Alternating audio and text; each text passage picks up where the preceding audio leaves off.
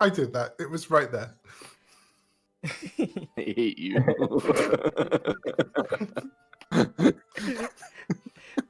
I don't know how much of a DM I'll be tonight. It's just kind of like this is giving me really comfy, like friends hanging out in a call vibes right now.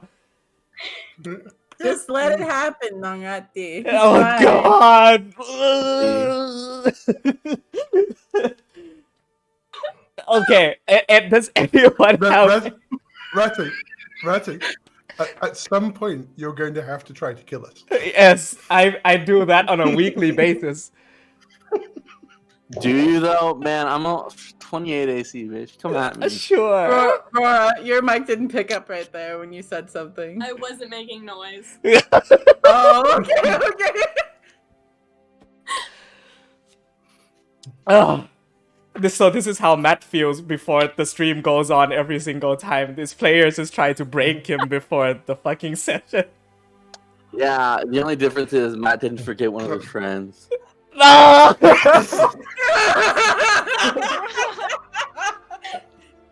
Wait, You're also okay. right in front That of it. was so funny. I'm sorry! Got him! Oh my god, guys. Why you do this? You know what? Before we start, you know what needs to happen? What do you mean why I do this? You called me Soup Boy. Soup Boy. You are Soup Boy! Yeah, but Roddy made it. Now that you remind us, that is true. Yeah. Thank you, Thanks Soup for Boy. bringing it I up. appreciate it. I will always remind you guys. I'm cool with it. I'm cool with it. I think all of the sense of like authority and respect that comes with being a DM just flew out of the window right there. Who are you again? Hi. You had authority? I'm a player at this table just like all of you. Oh, okay. Good. Yo, I I'm don't see the the DM. What's up, DM guys? I don't see the This is DM the anywhere. world. My player character is called God. He does things in the world. He makes things That happen. seems a little OP. I don't think that you should like do Yeah, that. I don't think that's Where- balanced. Is Where's that a the homebrew race? DM? Wait, okay, Is that a let's homebrew race, Roddy? fuck it. Let's start. No, there's no homebrew races, Roddy. All we need now is like somebody to be like nut ass slicker or something. Like what Liam like what Liam does right before the fucking intro ends.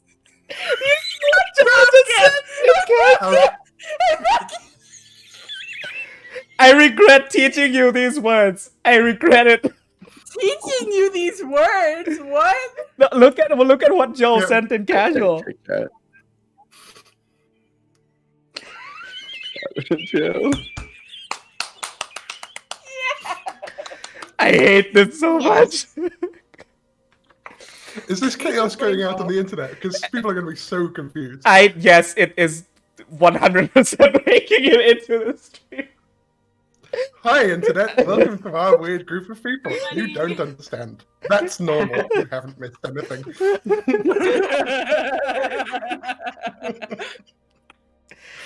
I don't understand most of the time. I just kind of go on with life and expect things to make sense. Anyway. If nobody has anything else, we can hop right into his game of... Don't let us have anything. I almost said Just Critical like, Role. Shut up.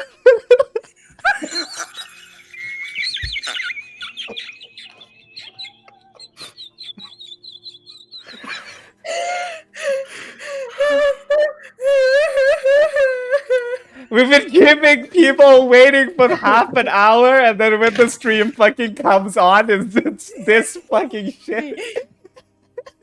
Who are we keeping Professional. waiting? I don't know. Our one loyal viewer. Oh, That's Anyway. No, we got two. Alright, I'm one of them. It's Golf's the other. It's me and Golf. All right. Order in the court. Order in the court. Last time, on the Chronicles of Lorei'an, our party had reunited underneath the cisterns in the Black Rose Tavern, their secondary home, now situated within underneath the Ryfield capital, and having all come back together from across various corners of Ryfield, some of you up north. During your downtime of 1 month, you had reconvened and reconnected with past events that had been going on over the past month. And you were brought into the College of Ashes on the command of Master Lordkeeper Io to listen to requests made by two particular individuals. One is Sir Ramir Akaldin, a renowned Lokatha wizard, or Sir Fishington, as you've taken to call him now, who has informed you of various disturbances along the Azuran coast, particularly near his fishing hamlet village hometown. That was a fucking weird combination of words. Near his hometown of Belran, a small fishing village situated to the very west of Ryfield and bordering between the Rubenrid Sultanate and the Ryfield oligarchy. Apparently, strange occurrences have been happening along the Azuran coast. A huge shift in aquatic life migration patterns, whale songs that are primarily frequent this time of year having been lost entirely, and strange tidal and coastal patterns have become very apparent. Apart from this, the earthquake that had taken place when the Lunarian Blades had completed the blood ritual sacrifice that they were conducting, which spread all throughout the realm with small localized seismic events following from that large earthquake, had uncovered previously undiscoverable runes within the Thordakian desert. One area in particular you are being sent to excavate underneath the Orders of the Cobalt Soul. That area being the Umbrian Divide, south of the city of Umbia. And so we pick up this morning. We pick up this morning as your horse cart begins to draw itself away from the gates of the Ryfield capital, in which you have come to stay and be a part of for the last month and a half. And as you depart, the summertime Ryfield countryside greets you on all ends. The beautiful golden fields stretch out endlessly beyond the horizon, and wheat and rye swaying in the wind.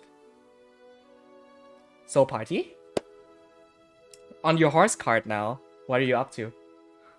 I am sitting with Utrik, and I am in the process of kind of sketching with his leg in front of me. Mm-hmm. And I I reach forward and I wrap my hands around his leg and I kind of pull him. I pull his leg towards me. I'm like, will you stop your fidgeting? I can't make a good sketch for this leg if you don't stay still. Which leg are you pulling?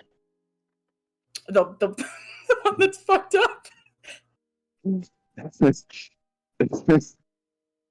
Yeah. Yep. Yep. Your microphone, Sam.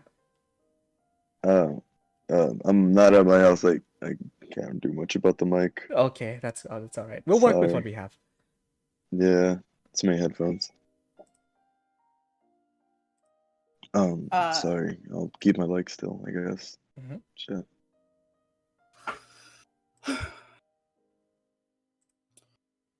What were you even doing? I don't understand why you would have gone and done that. Into the portal? Or whatever it was? Yes. It's complicated. Well, that's a lovely answer to my question. That leaves me with all of the answers. Yes, you're very welcome.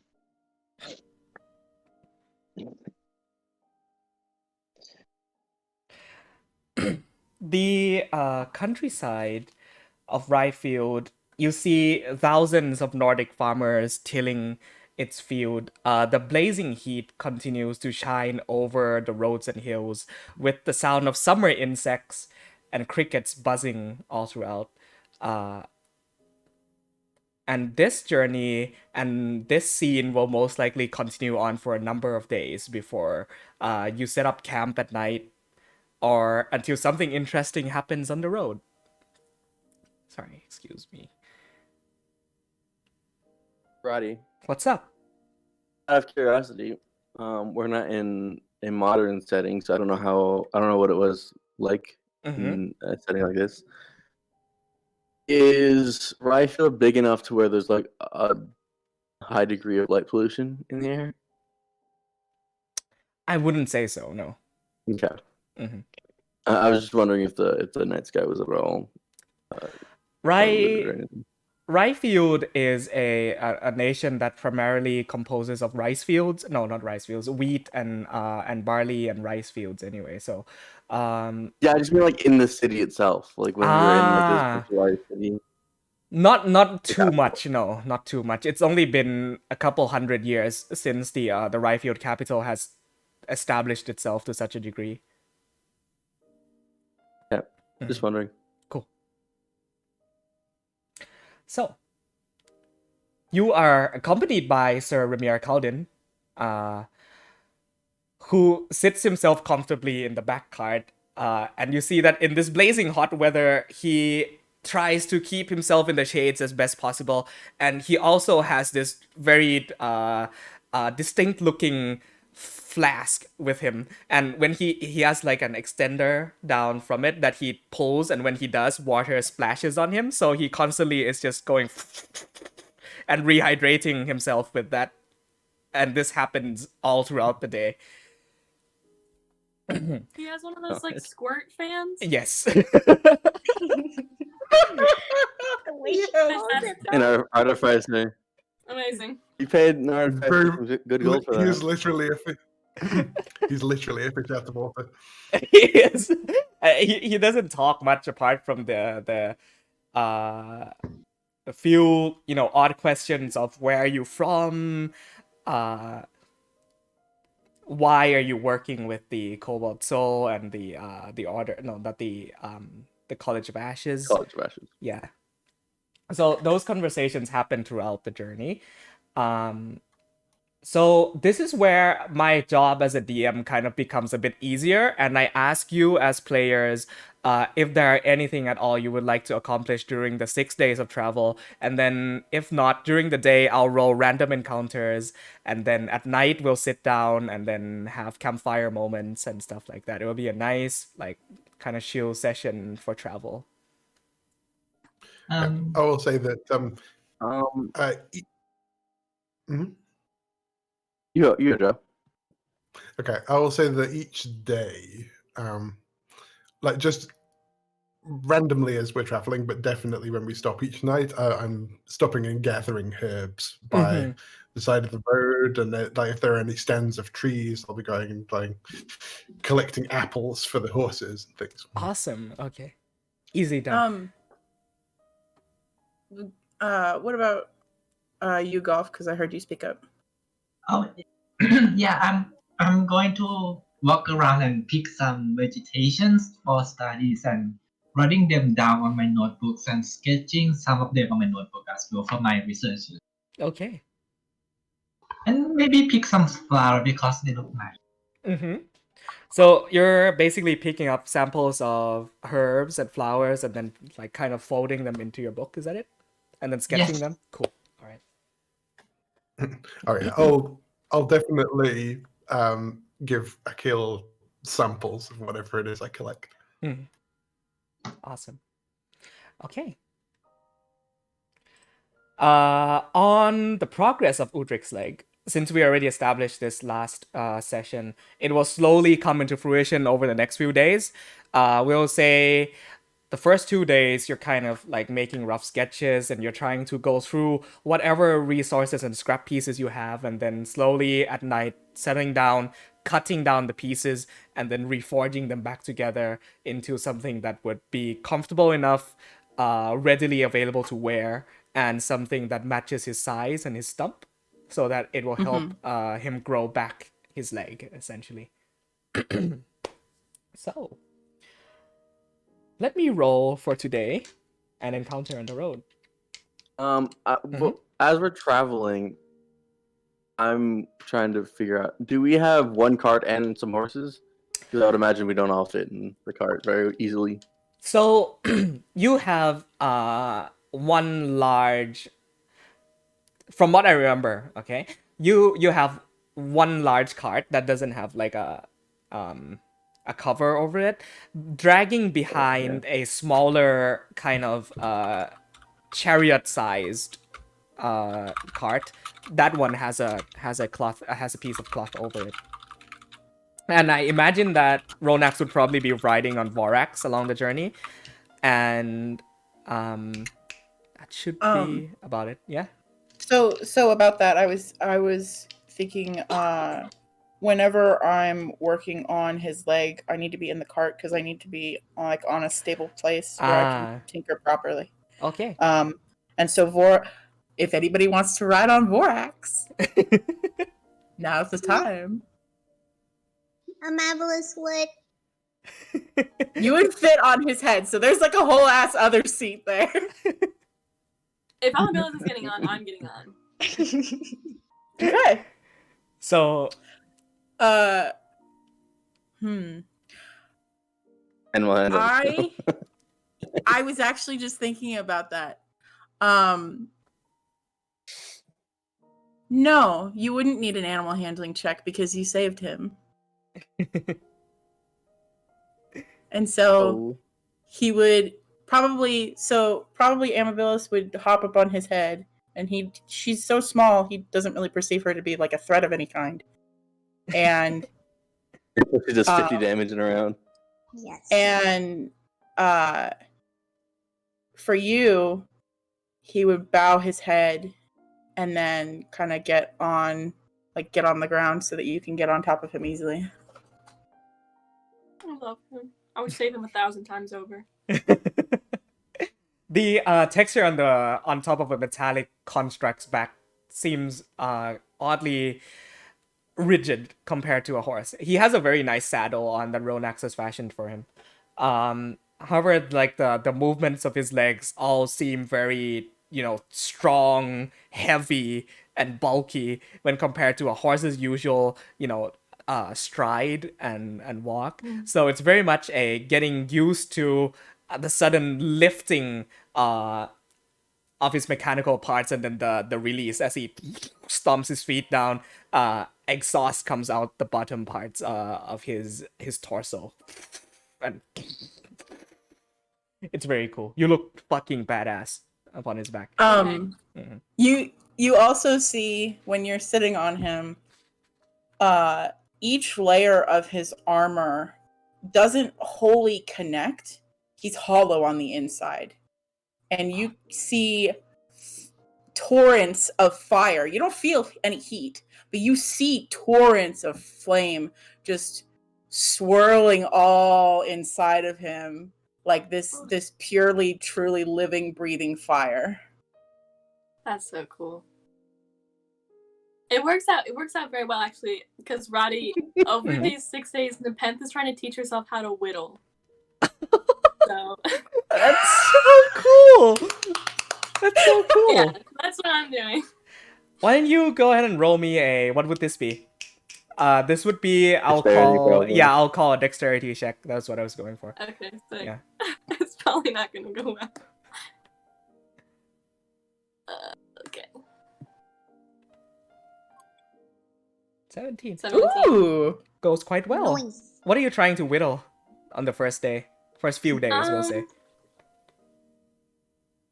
I think I'm just going to do like a bear or something. Okay. Something kind of simple, basic.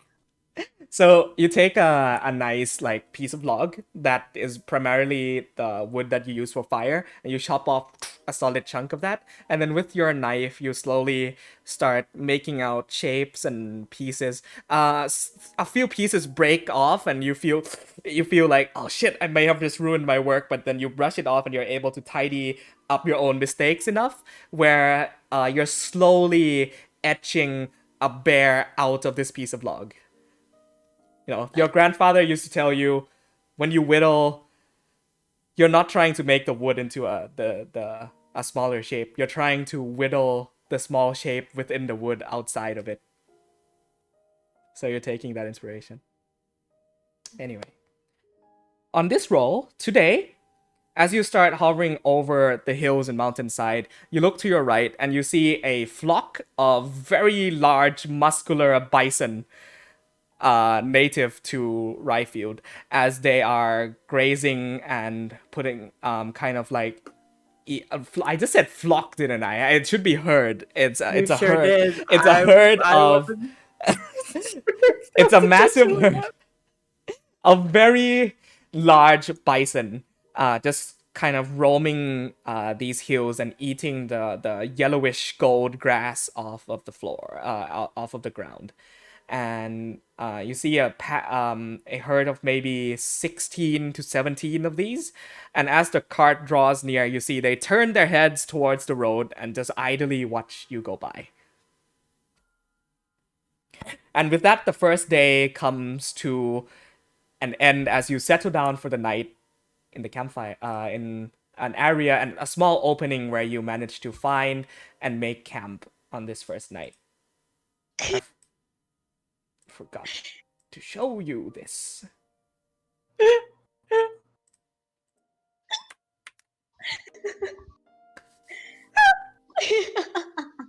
What's happening right now? Something happened. I don't know. Flock of... Shut up! I told you my brain was gonna slip up tonight. I don't know what everyone's talking about. Thank you, Gal. Thank you, Gal. A large group of animals is called a herd. Yeah, a group of large. Yeah. Anyway, you sort of take your wooden crates and belongings out of the wooden cart and set them down near a campfire area, and you reckon that this kind of situation will be your sleeping, how you'll be sleeping for the next few days until you get to your destination of Belran. And so it has been a while since you've made camp in this way, and so it brings back some memories of traveling together from the town of Slumberlog up to Ryefield. And so, with that, as dinner is being cooked in the center of the campfire, I imagine Ness is the one taking care of that. I'm gonna help Ness because he helped me Yep. with sample. Mhm. I would also like to assist if possible. Okay. Mhm. Yay, 3 Yeah. people. We'll do the we'll do the thing that we talked about for my art, where make it canon, where he's doing skewers of mushrooms and tomatoes. Yeah. So, Ness is seated down in front of the campfire. He has a few mushroom skewers on these metal. Yeah, he has skewered some mushrooms on these metal sticks, and he's slowly grilling them over the campfire. Of course, there are meats and things as well that can be also cooked over the fire. Does Ness generally cook any meat? I believe. Second, Go ahead. Does Ness cook meat? he'll cook it if like he's not gonna judge other creatures, particularly seeing as Snowfeather definitely prefers meat over veggies. But yeah, for himself, he's going to cook up these skewers of mushrooms and tomatoes that he's gathered from along the journey.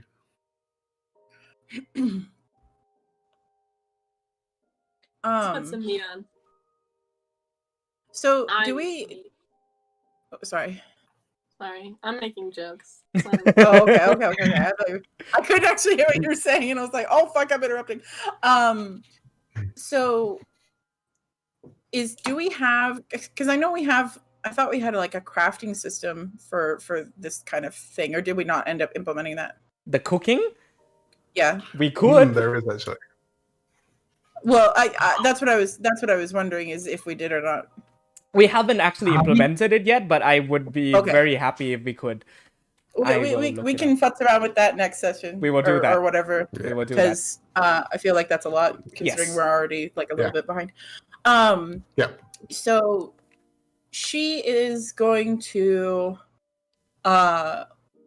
locate probably some not like herbs for like healing or whatever, but she's gonna try and find some like oregano and or like cilantro or whatnot. I'm assuming, I imagine that she would have like salt and pepper on her. I feel like that would be a thing that. I guess she does have the salt block, and she would probably make like a seasoning mixture, and then since she can literally put her hands in fire, she would probably like have like a pan or something, and she'd like keep it.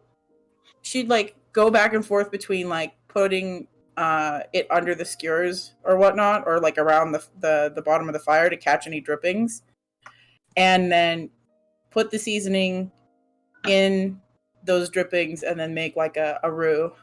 Ooh. Ooh. Oh, that sounds fucking delicious.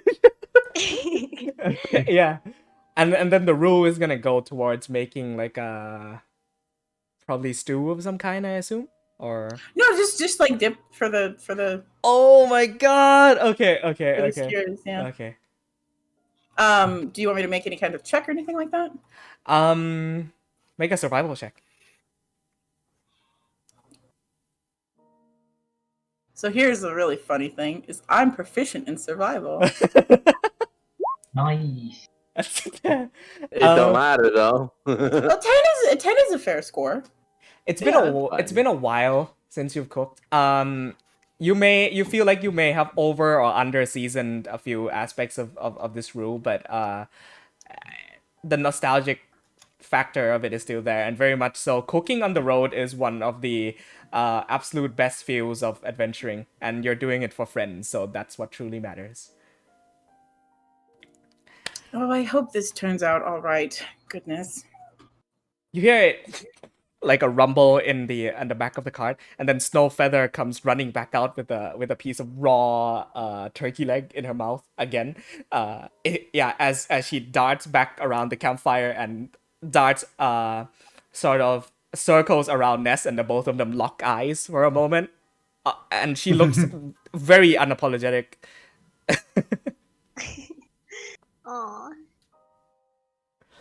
That's a scene right off the art com right there.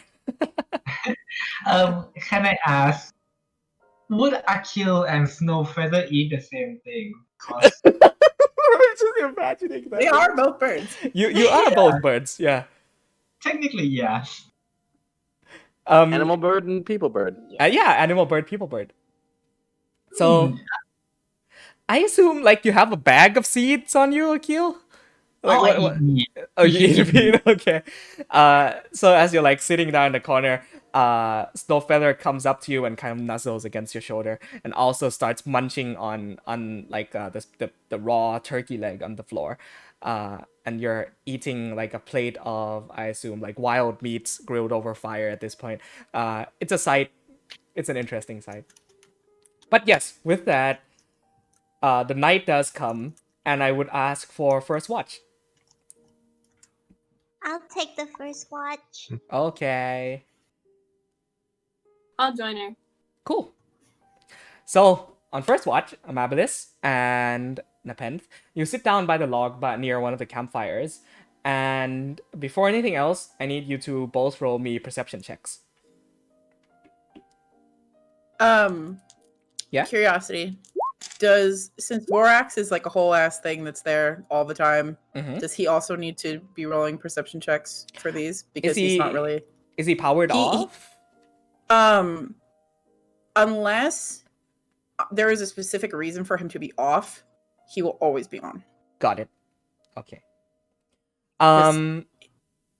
That's like he can't. Yeah. Yes, I will 100% call for one when I think the opportunity arises. Do not worry. Okay. Okay. So, I have gone ahead and rolled some things. Both of you, I need you to make me a perception check, please. And this will be done a number of times throughout this journey. I will call for it when I deem necessary, to the point where it won't be too over redundant and boring. But yes. So Do you need yeah. us? Mhm. Do you need us to make another one or the one we already did? You already did. Sorry, I did not see the 18 and 19. And then 18 or 19, you keep very vigilant watch. See that the first leg of the night, nothing much happens, if at all. You hear the buzzing of insects in the woods. You hear crickets. You hear wildly loud noises of wildlife surrounding you. But apart from that, nothing much comes of it.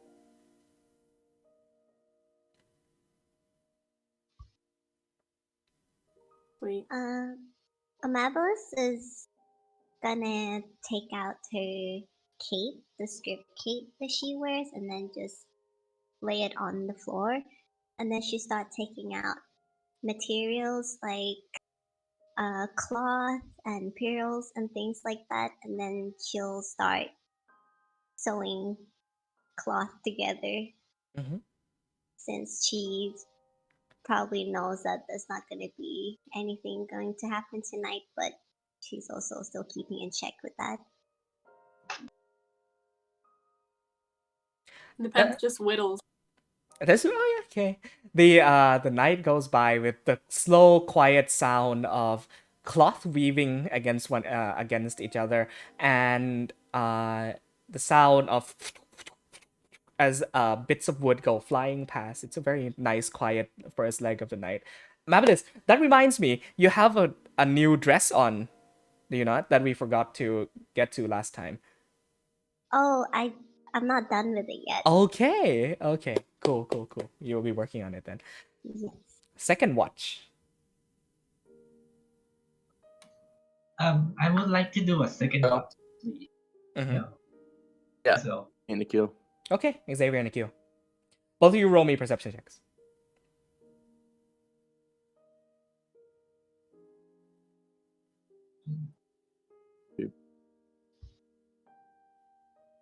Ooh. 12. yay. Akil, you do a quick round of the camp, and with a 22, and with your I will say, yeah. Oh no, nothing. It's not. With I'm a sorry. 22, and I will say, with your experience in studying this immediate area, you recognize that the bugs are going to become a very big problem later on tonight. Shield. Maybe. Do I know some kind of herb for making a bug repellent? Make a nature check. I will say with advantage because this is basically your field of expertise. Check with advantage. That's awesome. 23. Nice. 23. You do know a few herbs that can be gathered in the immediate area. Probably some that have minor repellent properties that would be able to ward off insects if you dried them over heat or burned them and let the smoke, or if you actually put them, burn them very slowly, would emit this sort of almost incense feeling that will be able to ward off most of the bugs from camp. Mr. Xavier, I think tonight there will be a lot of bugs, so maybe we can find some herbs to make a bug repellent. The Yeah, I'm not a big fan of bugs. The elves are usually very good about keeping them out of the city. Can you help me gather up some herbs as well? Sure, yeah, I can do my best. They all just kind of look like various greens to me, so you would have to help me point out I'll which ones I'm supposed to grab. But sure. I will pick the first one first and give it to you for sampling. Yeah. All right, I picked the ones that look like this. Yeah. Cool. With that, you I think as we're picking, I just would like to ask, Akil, what got you interested in this field of study? No, when I was young, I don't have much people company. Yeah, but it's usually the plants and stuff that I'm friends with. Yeah. So, well, when I have free times after I moved away, I like to study more kinds of plants. I never thought of it like that. You know, when I was alone in my room, which was like most of my life, I usually looked at the stars for friends. Uh, I don't know. I like plants are cool, but I don't know. And he'll just kind of look up at the sky. There's something about the way they shimmer that makes you feel not alone. Oh yes, I like the star as well. I never had my room. I usually sleep outside during when I'm on work. So yes, I also like the star. I think.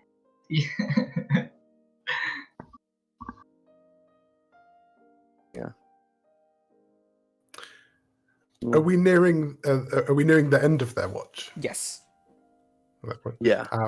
Because I think I would kind of like to come in at that point if you're okay with that, Roy. Yes, absolutely. Yeah. You find so you see Yeah. Ness comes over. Groggily, just like. hands you a mug of something hot and steaming. And you as well, Akil. Hi, Miss Leslie. Have a good night.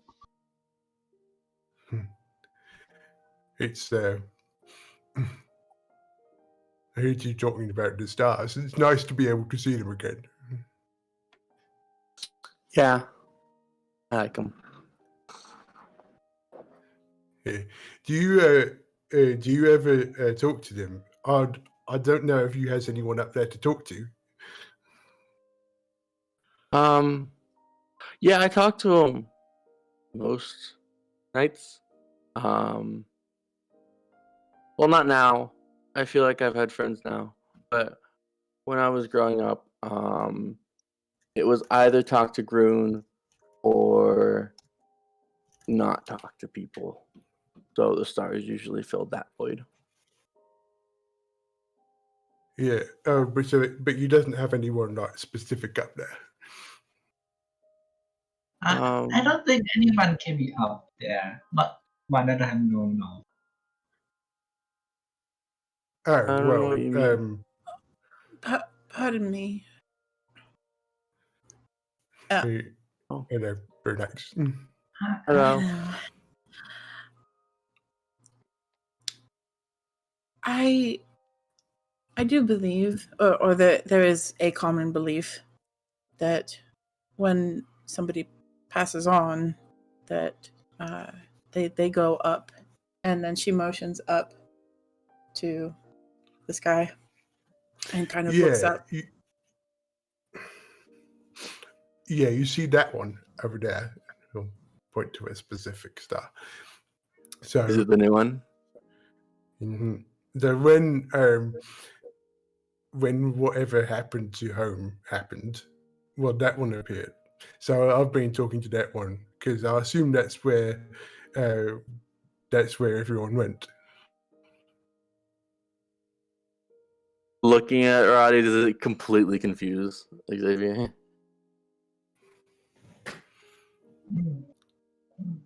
Roddy. Yeah. Is this the new one? Oh, you were asking me. I thought you were having that conversation with Joe. Yeah. Sorry. No. So is this just completely confusing from an astronomy perspective? This is a difficult question to answer, but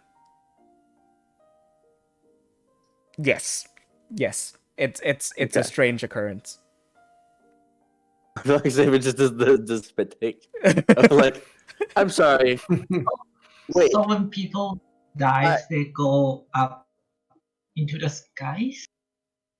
Okay, that's just okay. Oh, I wonder which one is my mother's. Ness, you're a very interesting person. Hey, am I all right, Dave? Well, because I find everybody else to be interesting because there's a lot of stuff that I do that no other people does, and there's a lot of stuff that other people does that I never learned when I was young. That's fair. I just, I think your tribe, your family must have been very important to have earned their own star. Yeah, well, I don't know, to be honest, if that has happened before, but yeah. As Well, long as I've lived, I think Mm. I think there is important. No, I don't think I have anyone up there. I don't know where my mother is. I don't know where she would have gone. I don't know. I feel like you and your people have a connection to someone to earn your own star. I don't know. My mom's kind of from all over. She kind of spent from what my dad tells me, he would tell me stories about how they met and where she would travel and how he would have to chase her from place to place because she was too hard to keep down. But I don't think she's up in the stars. When you say that, like, you don't know where your mother is, do you mean you don't know where she is on this earth, or do you mean you don't know where she is in the afterwards? Well, I never met her, but well, so my father tells me that she died in childbirth. I did I that. did not know that. So I don't know what happens when that happens. I don't know if that means she's sent to the stars or she was a thief. So I hope she's not. She looks kind of down. Well, why don't we pick one for her?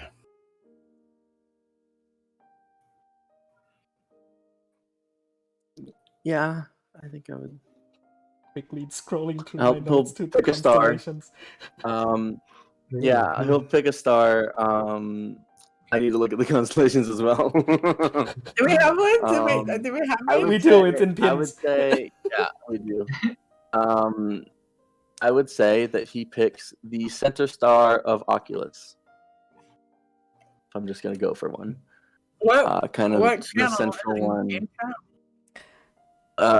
I just look up Corvus because I know that was one of them. In chat, and then you'll It's find pinned. it. So he'll pick kind of the center star of the eye in Oculus. In Oculus.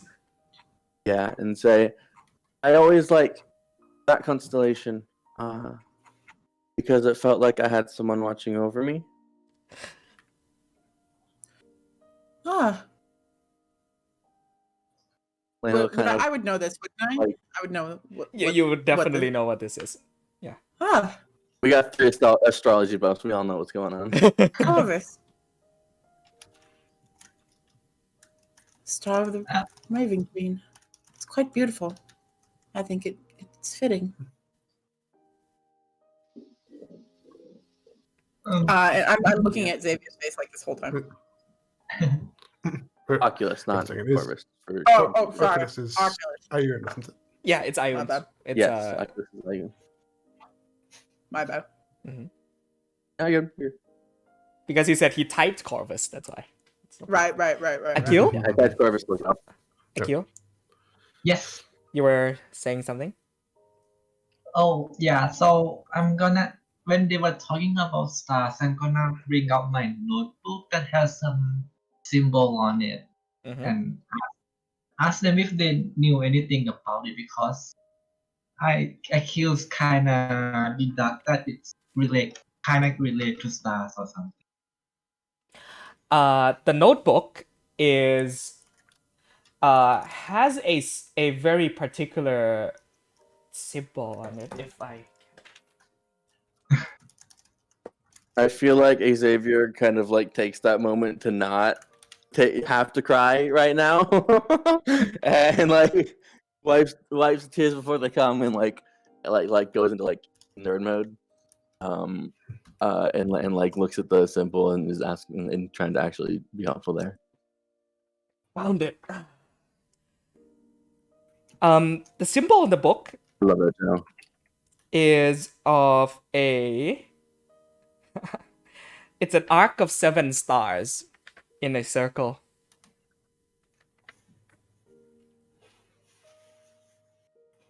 So it's literally 7 stars and then connected by a line. Yeah, he put a picture, I think, in chat. Yes. Would this make any? Would this mean anything to anyone? People would like to find out. You can make a religion check. I will make a religion check. I'll make one as well.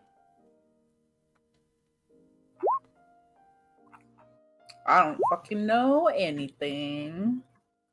12. Actually, Ronax, make one with advantage. I completely forgot that this is a very important detail of your backstory. Oh, thank you. 18. You've seen this symbol hundreds of times before. On I should have probably just called it out that you know what that is, but I completely forgot. This is the symbol of Celestian. Like you did my name. What? Huh?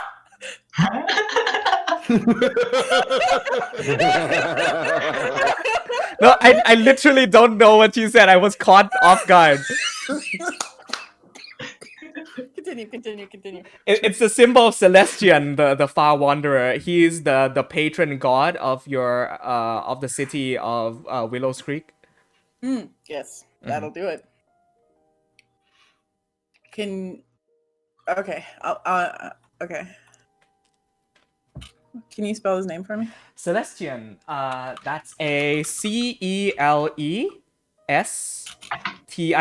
Celestian, also known as the Far Wanderer, god of the astral plane, stars, and wanderlust and knowledge. So it's the star of stars. Yeah, basically.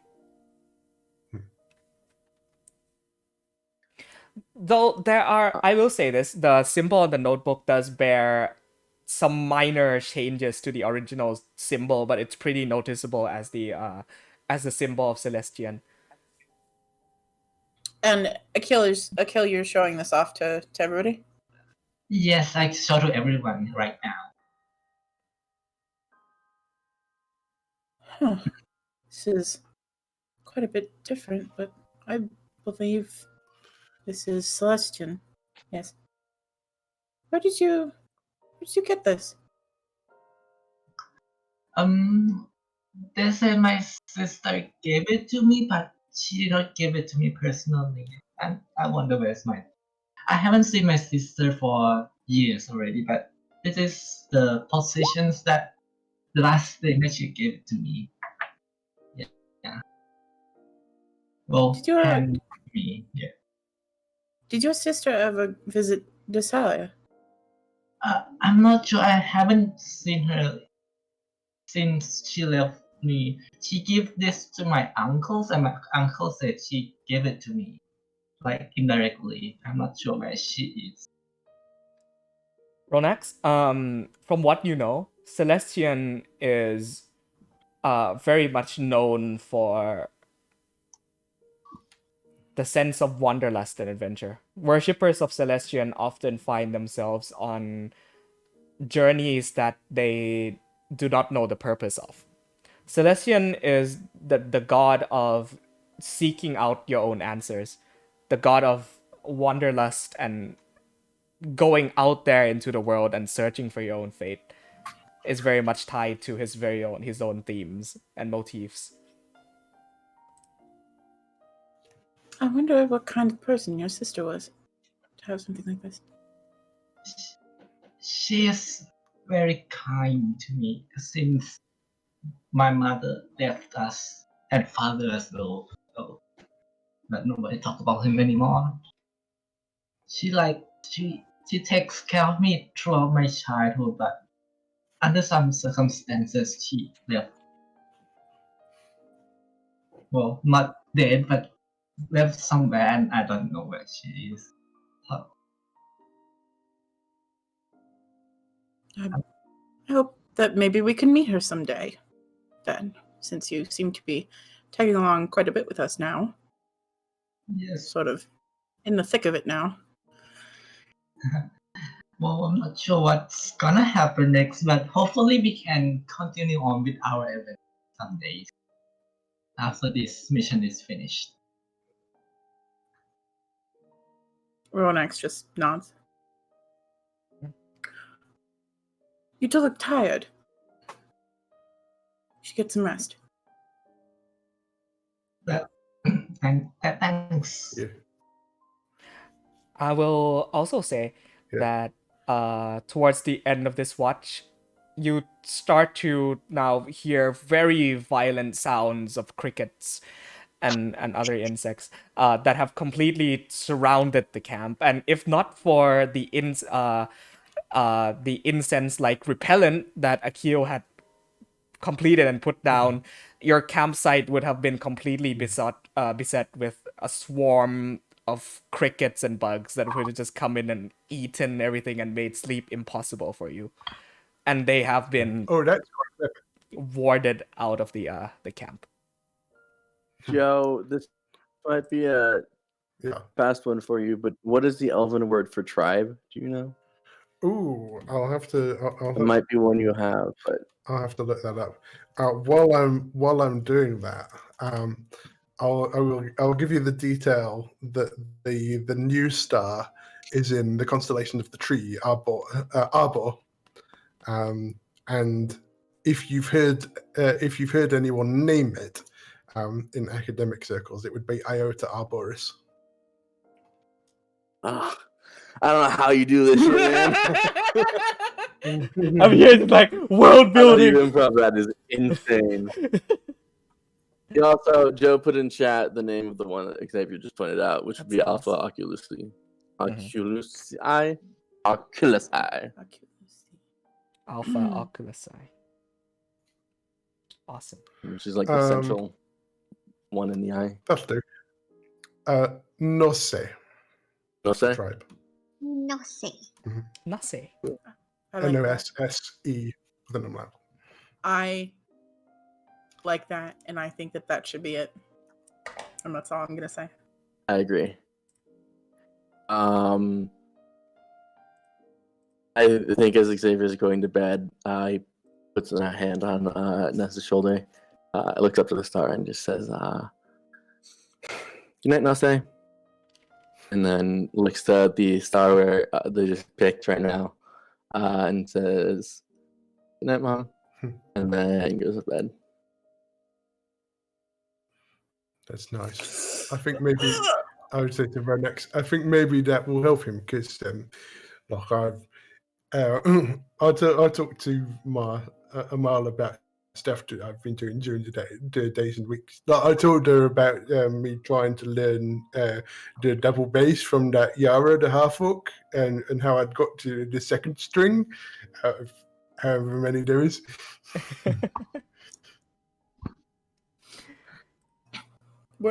I'm so sorry. Were you describing something to me, or were you like directly talking to me? I'm Oh, so sorry. No, I'm- that was I Dex was- talking. I was literally like staring at your face while you were. So I was paying attention, but the words were not like.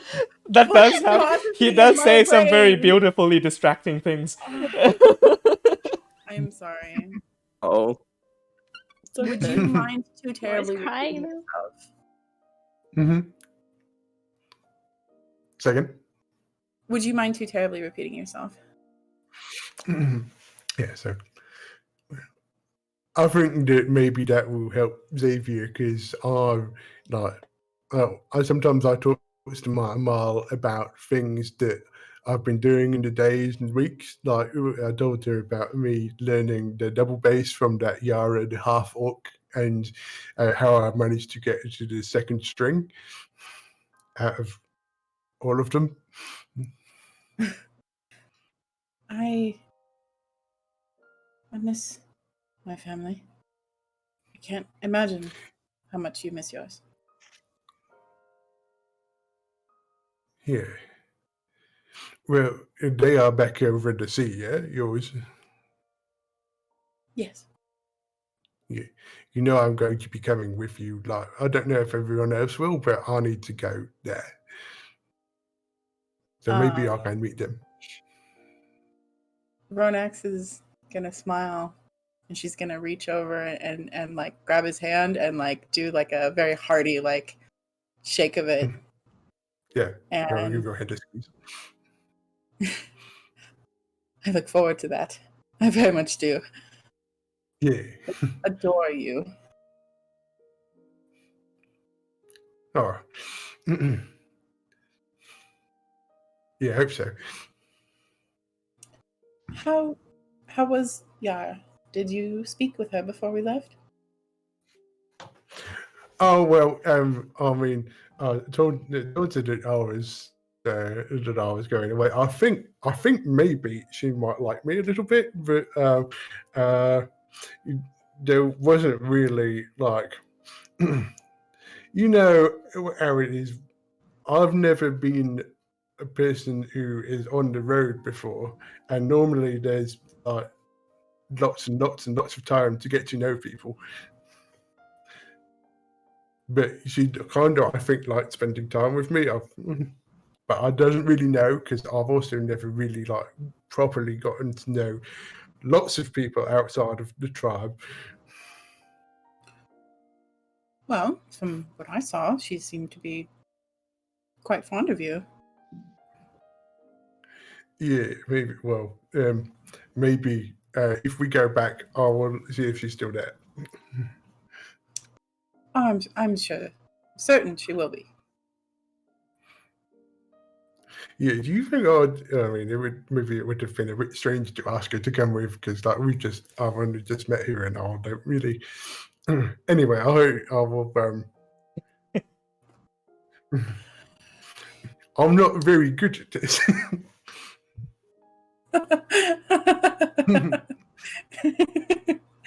Don't worry. You're doing splendid. Yeah. It was a bit easy because like someone was saying that they that like Darwin and his lady friend was a thing called marriage, and I didn't know what that was, and someone had to explain it to me, and to be honest, I still don't understand. Yes. It mostly means that you choose to spend your life with one person. Though I've heard that there are more people that can become part of that, but I don't necessarily know if I fancy that myself. Yeah, it's confusing to me because it's kind of like you own a person, and we doesn't even own like houses and things. It's less to say that you own somebody and more that they have willfully given themselves to you, and that you share a very, very deep bond with just that person. At least that's how I understand.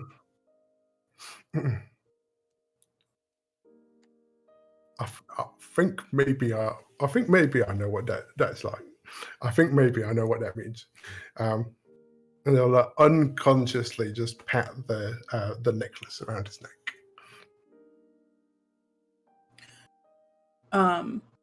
When he reaches for his necklace, she kind of puts her fingers on her pendant and then looks over to Vorax.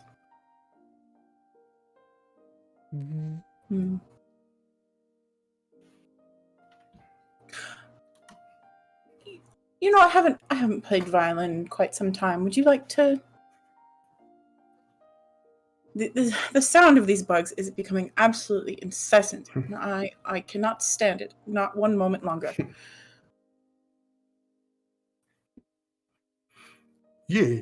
I think that would be nice. Roddy, do you want me to roll a perception check at all? Do you want us to roll a perception check at all before we do this next part? Yes, please. Both of you make perception check. Let's start, Mom. Let's go. Also, that's a private roll, Joe. 21. Cool. Thank you for I'll telling me just that. fix it. 21 and 18. Solid rolls overall. The swarm of crickets that have completely beset the outside of camp at this point, you recognize would have been much of a larger problem if not for the repellent that has been put down near the fire. And so with the 21 nest, I will say, since you were looking up at the sky earlier as well, you notice the moon kind of hanging quite low in the sky and is nearing its first cycle where it will become full again in a couple of days. Yes. Yeah, nothing much else apart from that. Ronax, take it away. She gets up and kind of makes her way over to the cart. And pulls out a violin from a very not old, but a very well worn case. Click.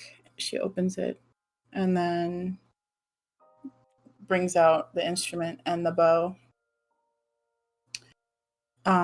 And standing kind of more towards the edge of where all the bugs are,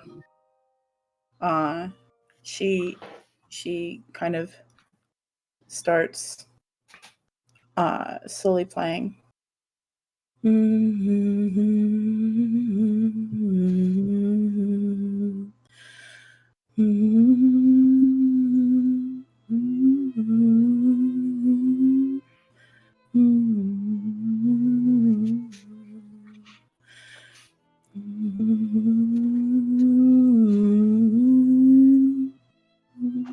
And back and forth, and she just kind of very slowly steps to the music while Ness keeps watch.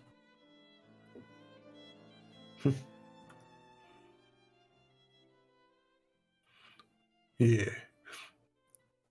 See, that is, maybe I should have learned to play something that is a little bit easier to carry like that. Maybe that would have been not smarter. Oh no, I and she kind of reaches a longer section as she pauses in her words. No, I think that the bass, it suits you. Yeah. Yeah, I mean, it felt good. I just need to figure out how to bring one with me. We could always put one in the portable hole. Oh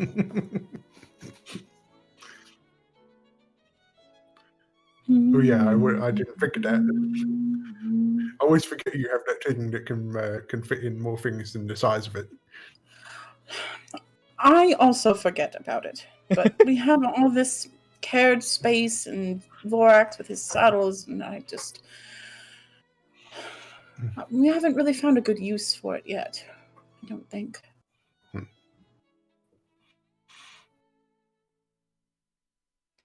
And with that, This is nice.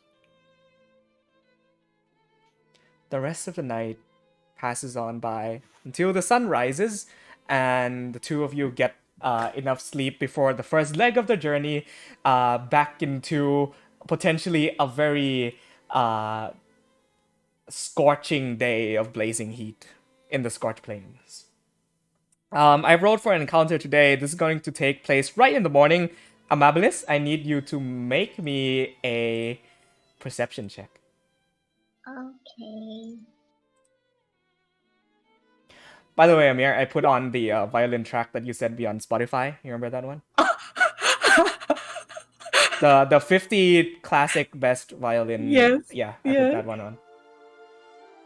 Oh, that's loud. Sounds like one of the Hungarian dances. Mm-hmm. Amabilis. Let me put this on.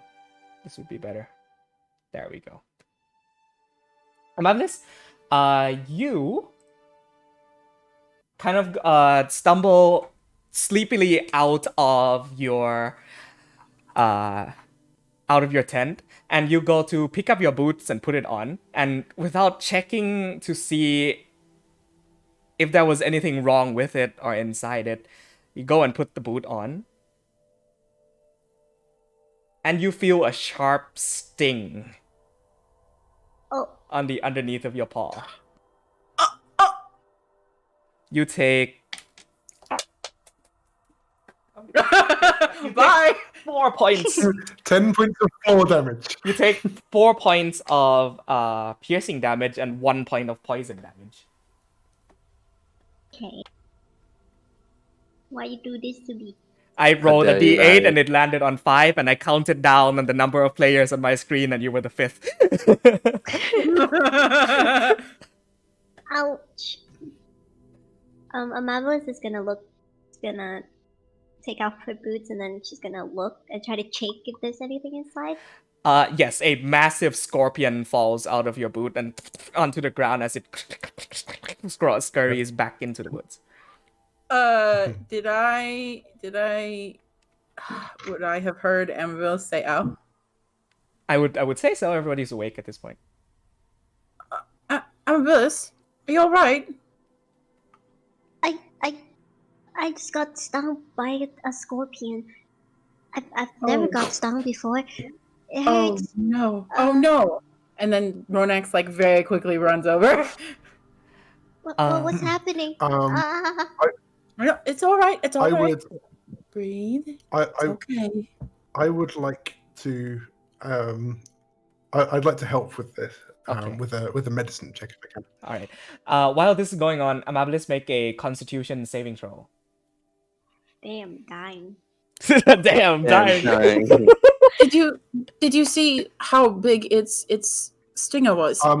Save or die. Add a +2 to that because I'm next to you. Yeah. Oh, Paladin! So that's an 18. Oh yeah, 18. Sorry. That saves. You see your feet swell up a significant amount. And your kind of feet paw has almost doubled in size. And it has become very swollen and hard to fit back inside your boots. It's still bleeding off the kind of the lower portion a little of your sole a little bit, but the poisonous effects of this scorpion seems to not have taken too bad enough of an effect on your paw. Yeah, I'm going to do a lay on hands to undo that damage. Was that 5 points? That was 5 points of Yes, damage. that was 5 points. Done. Okay. What? You heal 5 points of health. Did you see how big its stinger was, or its claws? Did I see it, Pirati? Yes, it was relatively large. It most likely with the size of your boot, it was comfortably making its home inside, very snug. It was quite big, yes. The size of my paw. Oh, and then Amabella's pupil widens. She has tears surrounding her eyes. It'll be all right. It shouldn't be too bad. The large ones, I don't believe they have very, very dangerous venom. At least not the ones here. Am I gonna die? No. Absolutely not. Don't fret. You'll be all right. Can I get a hug? Of course. Here. And she pulls Amabilis in for a hug. Ronax is very warm. Oh, it hurts. Amabilis has no right being the murder machine she is. She has killed so many bosses.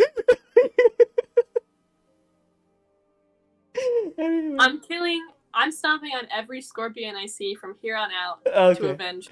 Would you like to stomp on that scorpion in particular? I would love to stomp on that scorpion in particular.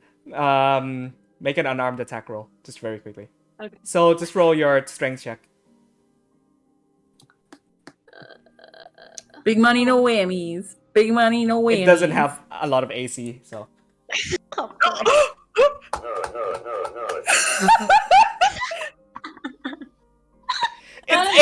Its AC was 4. How do I do this? It's still a nat 1, but it meets the AC. I mean, it's a nat 1, so. Okay. This is what I would do. This is what I would do, right? If I was you, but I'm not the DM. But this is what I would do, right? When I've had something like that happen, is you like the player absolutely gets wrecked, and they either fall on their ass or they like fucking hurt themselves in the process. No, I imagine Nepent smashes it, but doesn't take the time to put her boots on, so it stays her too. What's your AC, Nepent? It's 15. So you go to stomp on it, and almost like it finds an indent in the ground where at the right angle your boots doesn't fully make contact with it, and the stinger comes up and fucking stings the back of your feet. You take 2 points of piercing damage and 1 point of poison damage. This scorpion is ruining your morning. I'm just imagining that like Ness and Ronex are like tenderly caring for Amabilis, and this is just happening in the background. Yeah, she's going die. Can I go and grab the scorpion? Yeah, dude. Make a dex check. We'll go through this and then we'll continue. I promise we'll continue. This scorpion was just a random fucking thing that I came up with as like a morning encounter. 11. Scorpion fucked with the wrong party member. You with very agile accuracy, you leap and snatch it off the ground, and it squirms in your hand. Make a nature check. Akil? Okay. Yeah.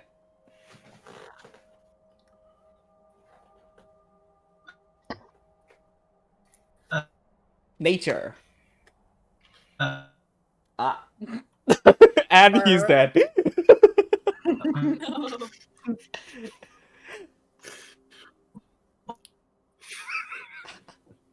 No. What a morning, guys. Like, deadass, I wrote a spider or scorpion crawls into one of the player's boots. That's literally what I wrote down in my notes for this morning encounter. What one line? Half an hour of content. 17. You clutch it in your hands and you hold it up to your face. This is 17. 13, sir. This is quite familiar to you. This is one of the species of scorpion native to the Reuben Ridge Desert. It is a black Umbrian scorpion. These can grow up to larger in size and tend to be quite deadly. When adventurers would make camp at night in the Reuben Ridge Desert, and they wouldn't be suspecting for a scorpion to be, well, say, in their boots or in their backpacks or in their hats, and then you've heard horror stories of the venom eating through their feet. And I just fucking told Amabilis a lie. What the hell? That's why I asked. And That's why I asked, because the smaller the scorpion is, the more deadly its fucking venom is supposed to be. This is fantasy world, baby. And you've heard very grotesque tales of feet having to be chopped off from this particular one's venom. DM, let's smack you. Daddy, we already lost one limb. I'd like to make a medicine check on Amabilis just to check that she's Make a medicine check. We've already lost one leg, Roddy. Come on. We fully haven't noticed. There's a 9, but we fully haven't noticed what's been happening. We fully haven't noticed what's been happening behind us. Can I make one as well because I've been studying with Ness? Yeah, make one. Can I help? Hey. Where's the pen? Yeah, I like that I also got stung, and everyone's like, nah. Yeah, I feel like Nepenthe hasn't said anything yet. Yeah.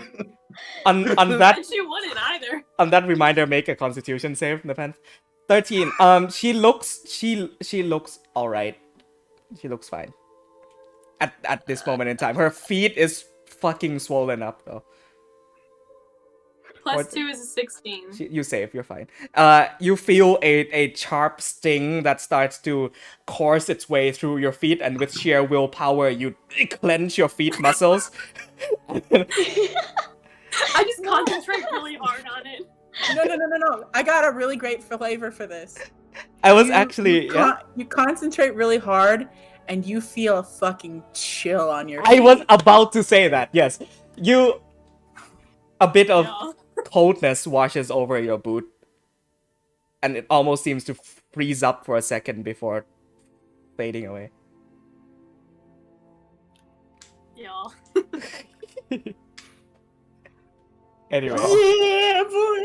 and with Alright, that, we head out. with that one line of content that I wrote down, actually, that's a bit more I could say with your nature check, Akil. This is Okay. way too far north for these things to be appearing in. Either this guy got very lost, or someone was carrying a few with them and was making their way up from the desert. Or this little guy has just made an incredibly long journey up from the Reuben Ridge Sultanate, which is like a week or two away at this point. What's the thing that we have that makes like liquids? That's the pot of Alchemy jug jug? of alchemy. Yeah, alchemy jug. The what? Alchemy jug. The jug. Alchemy jug. Yes. Yeah, I got it. Guys, wait, I'm gonna go to Sir Fishington Oh yes, dear. Quite. with Good the morning. scope in my hand. Hello. What do you require of it this morning, young man? This is odd. Why is this species of scorpion be seen so? No, don't up bring that north thing near from me. Angry? Oh, I'm sorry. Do you realize how dangerous that species of scorpion is? You should not be carrying it around in your hands if you worry for your life. I'm gonna bring the dagger and cut out the venomous part of it. Go and squeak. And that's quite alright. You know, you could probably extract the venom out of that thing. Yes, but I'm quite aware. But if I were to take time to extract the venom, I wouldn't have time to watch for the party during the nighttime and the daytime as well. Do it as we travel. So Dear boy, I I will think- say this. I am not by any means an expert in the field in the Ruben-Rich Desert, but with whatever little knowledge I have, I will say that this thing is not supposed to be this far up north. No. yes, I just said that. Is this This related to the fish? I was about to bring that up. Yes. Maybe, perhaps, has to do with one of the more stranger natural occurrences that has been happening with the animals in this area. Exceedingly strange. We'll have to keep an eye out for any other occurrences as such. Okay, should we write something to the Archbishop? I suppose these things will start to Oh, gather up. I will make note like of it. this? Okay, yes. Yes. These things, keep in mind, might just I'm be gonna a go complete if they're okay. now. coincidence. I'm gonna be bye-bye. Of course. With that. I Anyway. would like Yeah? to add additional information since Uh-huh. Amablis was the first one who I don't think woke it's up. coincidence. She finished her new outfit that she made and she was very excited to wear it. And the last thing that she made was her boots that she needed to wear, and then that happened. Oh no, I'm so sorry. And now she can't wear it. And now she's very saddened by it. Oh, so you watch as like you all get on top of the cart and Amelis just sadly stares at this very nice, beautiful boot. Roddy, you're a monster. Oh, it landed on 5. What? It landed. It landed on 5. If I see that, Xavier will like crouch down in front of Amberless and just say, I'm sorry. If you let me, and he'll reach down and touch her temple. And I'll cast. I don't have long-term stuff, but phantasmal force on her, basically not damaging her, but making her believe that her foot now, like, looks like it's a boot's on. Oh. Okay. Oh. So mark it out as a spell slot. Amabilis, Xavier walks up and sort of puts his finger on your temple, and he closes his eyes, mutters a few words, and you blink, and as you do, the boot is now on your feet, and it doesn't look so swollen anymore. Do I know that Xavier did this? Like, I Or- would say so, yeah. It's not a long-term thing, but I know when I make something, I like to test it out, know that it works well, so you can kind of make sure that design works with what you wanted. do you think it looks beautiful on me? He like takes a step back and does like looking at a pose. Give me a spin. Yeah, Laura, I was just about to say, this would be the perfect time to describe what you have on. Yes. Yeah. Hold up. Hold up. Ronax is there, and she's like, kind of holding Amabilis' hand and helping her. So she's basically like wearing a desert clothing.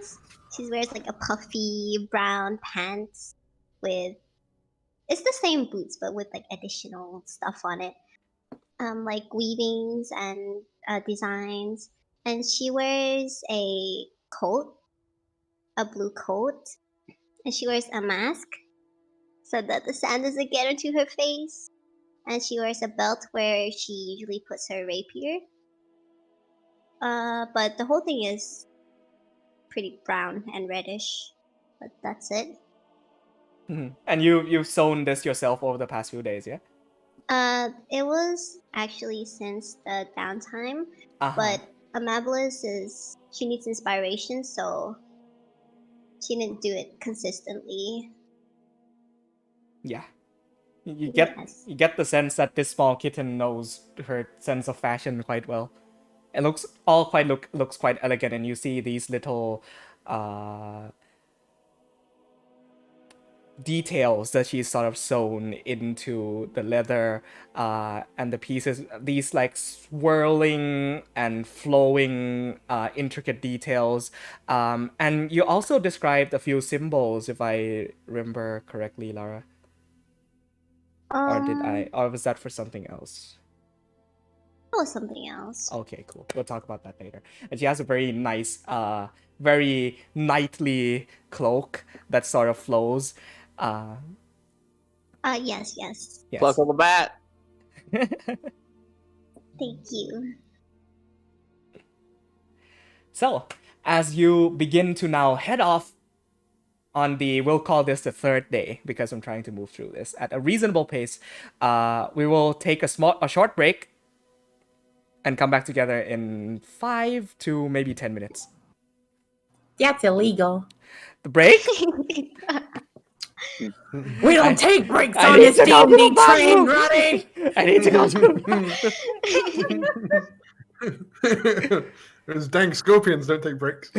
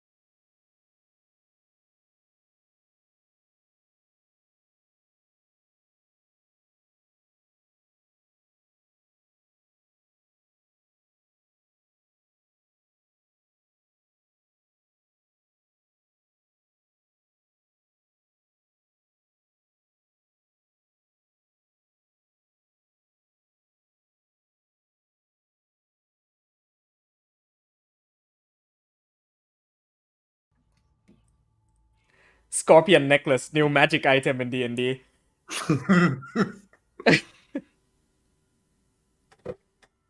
Is everyone here? Who's not? I can't tell. Mir. We're kind of going back and forth. Win! You're dead! There she is. I think we're all here. Everyone's good with Nossë Ambar for the name, by the way, right? Yes. There we go. Okay, so what we came, Brian?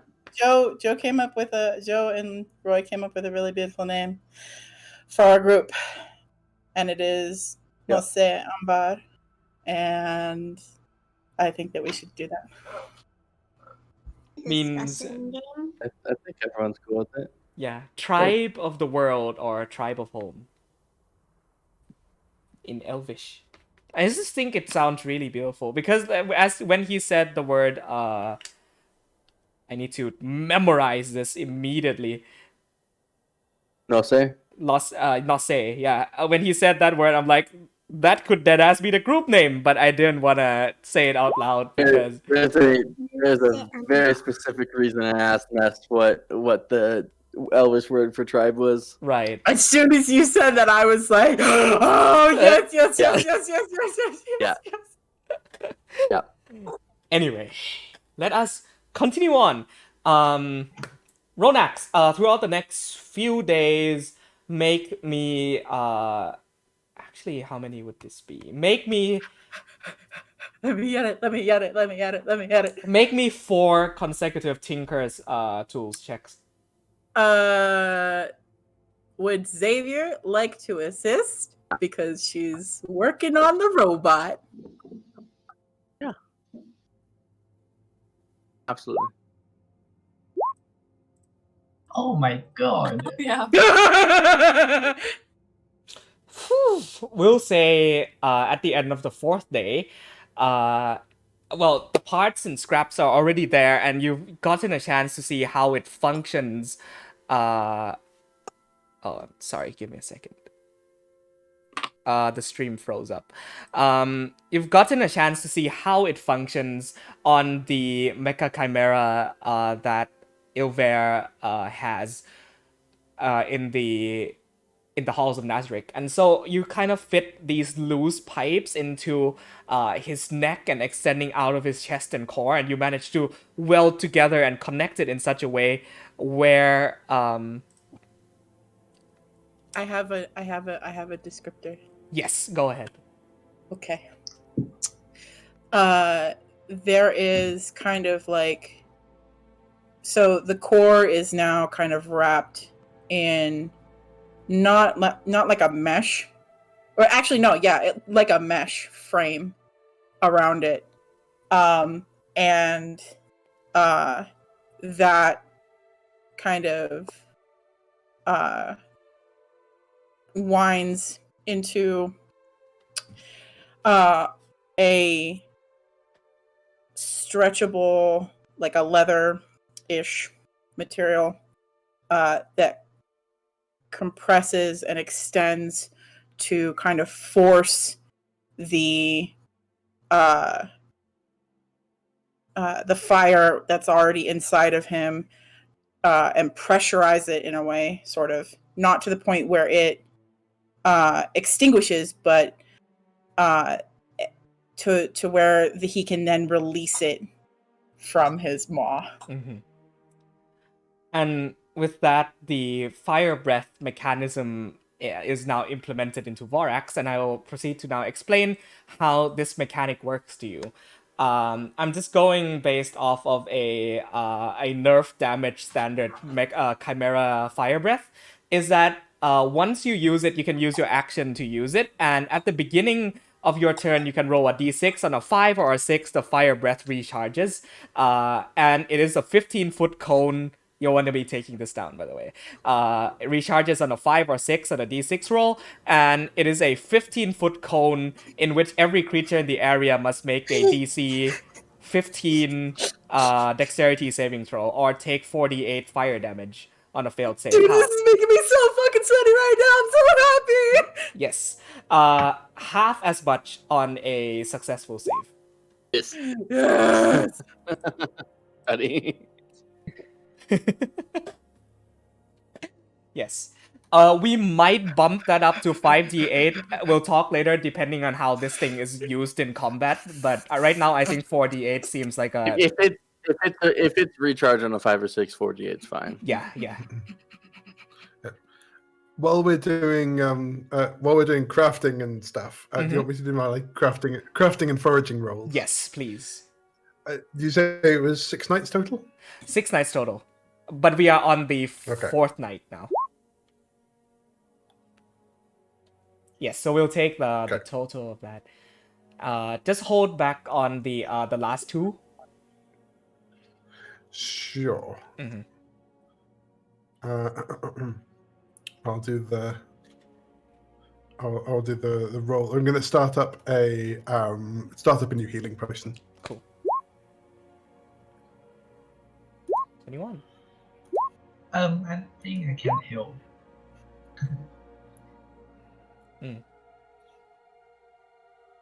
No. I believe we discussed this, Golf, is that Akio would be very much able to assist in this regard, but we'll make those calls next time he does this, yeah? Okay. Cool. Just be sure to remember that if Nest decides to now go ahead and forage and make potions, we can do that collaboratively. Yeah? Yeah. Cool. It wouldn't hurt to have advantage on those because we'll get there quicker. Got the bird and the fur bug, shake 'em all up. We got the bird and the fur bug, shake 'em all up. So, the rest of the day goes by without much issue than the scorpion attack in the morning. No, wait, this is days after. Never mind. This is 4 days after. Sorry, 4 days into the journey. So 2 days after the fact. And most of the nights have been kind of a similar experience to what you've had before, was that bugs, hot, blazing heat in the daytime, and just generally very loud insect noises at night. Though on the 4th day, the air gets slightly more chilly. There starts to be wind coming in from the eastern coast. Coastline. There starts to be wind coming in from the eastern hills and mountains, and you can feel the wind now on your skin more. Though at noon, the heat still comes down, blazing hot and strong and uncomfortable.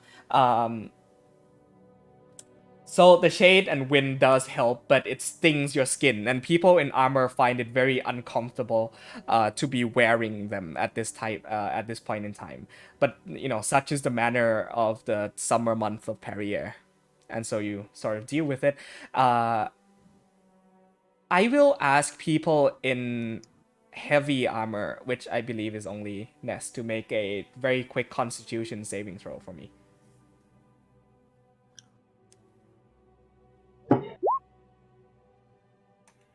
11. That's an 11.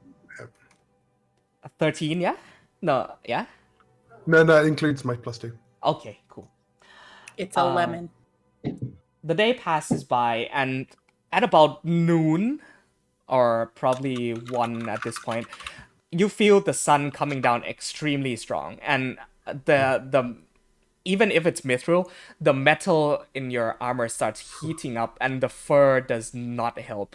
The Lorei'an rainforest is very much a damp and moist and a very damp, even though hot, allows you to sweat that heat out. But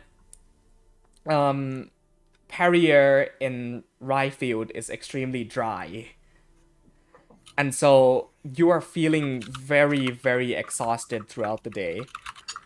And so I will leave this to your call whether or not you wish to take off your armor. If not, you will take a point of exhaustion. Does the fact that it's help at all? I assume not. But... Does the what help? The fact that it's mithril help at all? No, we'll say for the sakes and purposes of this, no. Okay. Do I think that if I go down to like the the chain shirt that I have. That will because that's medium. That will help. Yes. Okay, I'll do that because I'm not used to traveling in such heavy armor anyway. Mm-hmm. Cool. So the mithril armor is taken off, put on the cart, and you instead swap into your chain shirt. It is still very hot, and the fur does not help at all. In patches where your body has thick, areas of the body where you have thick patches of fur, you notice start to become very irritated, and you feel your body heating up immensely more than before.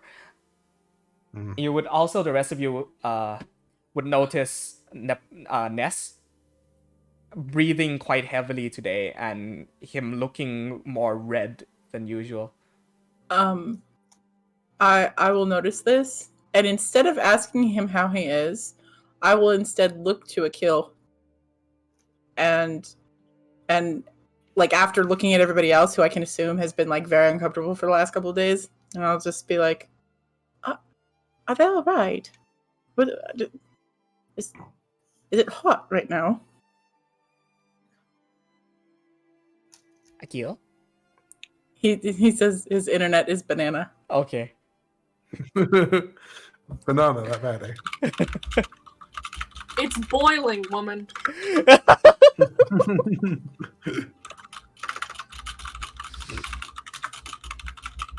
Yeah, I'm with Nepent.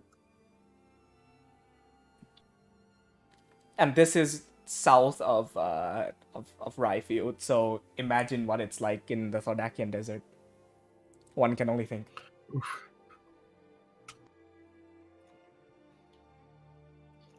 Ronax, the heat does not get to you at all. You feel comfortable, perfectly fine. She looks at Nepent when she says that. It's like, I truly, genuinely cannot tell. The weather only affects me when it gets cold. Let me explain it this way.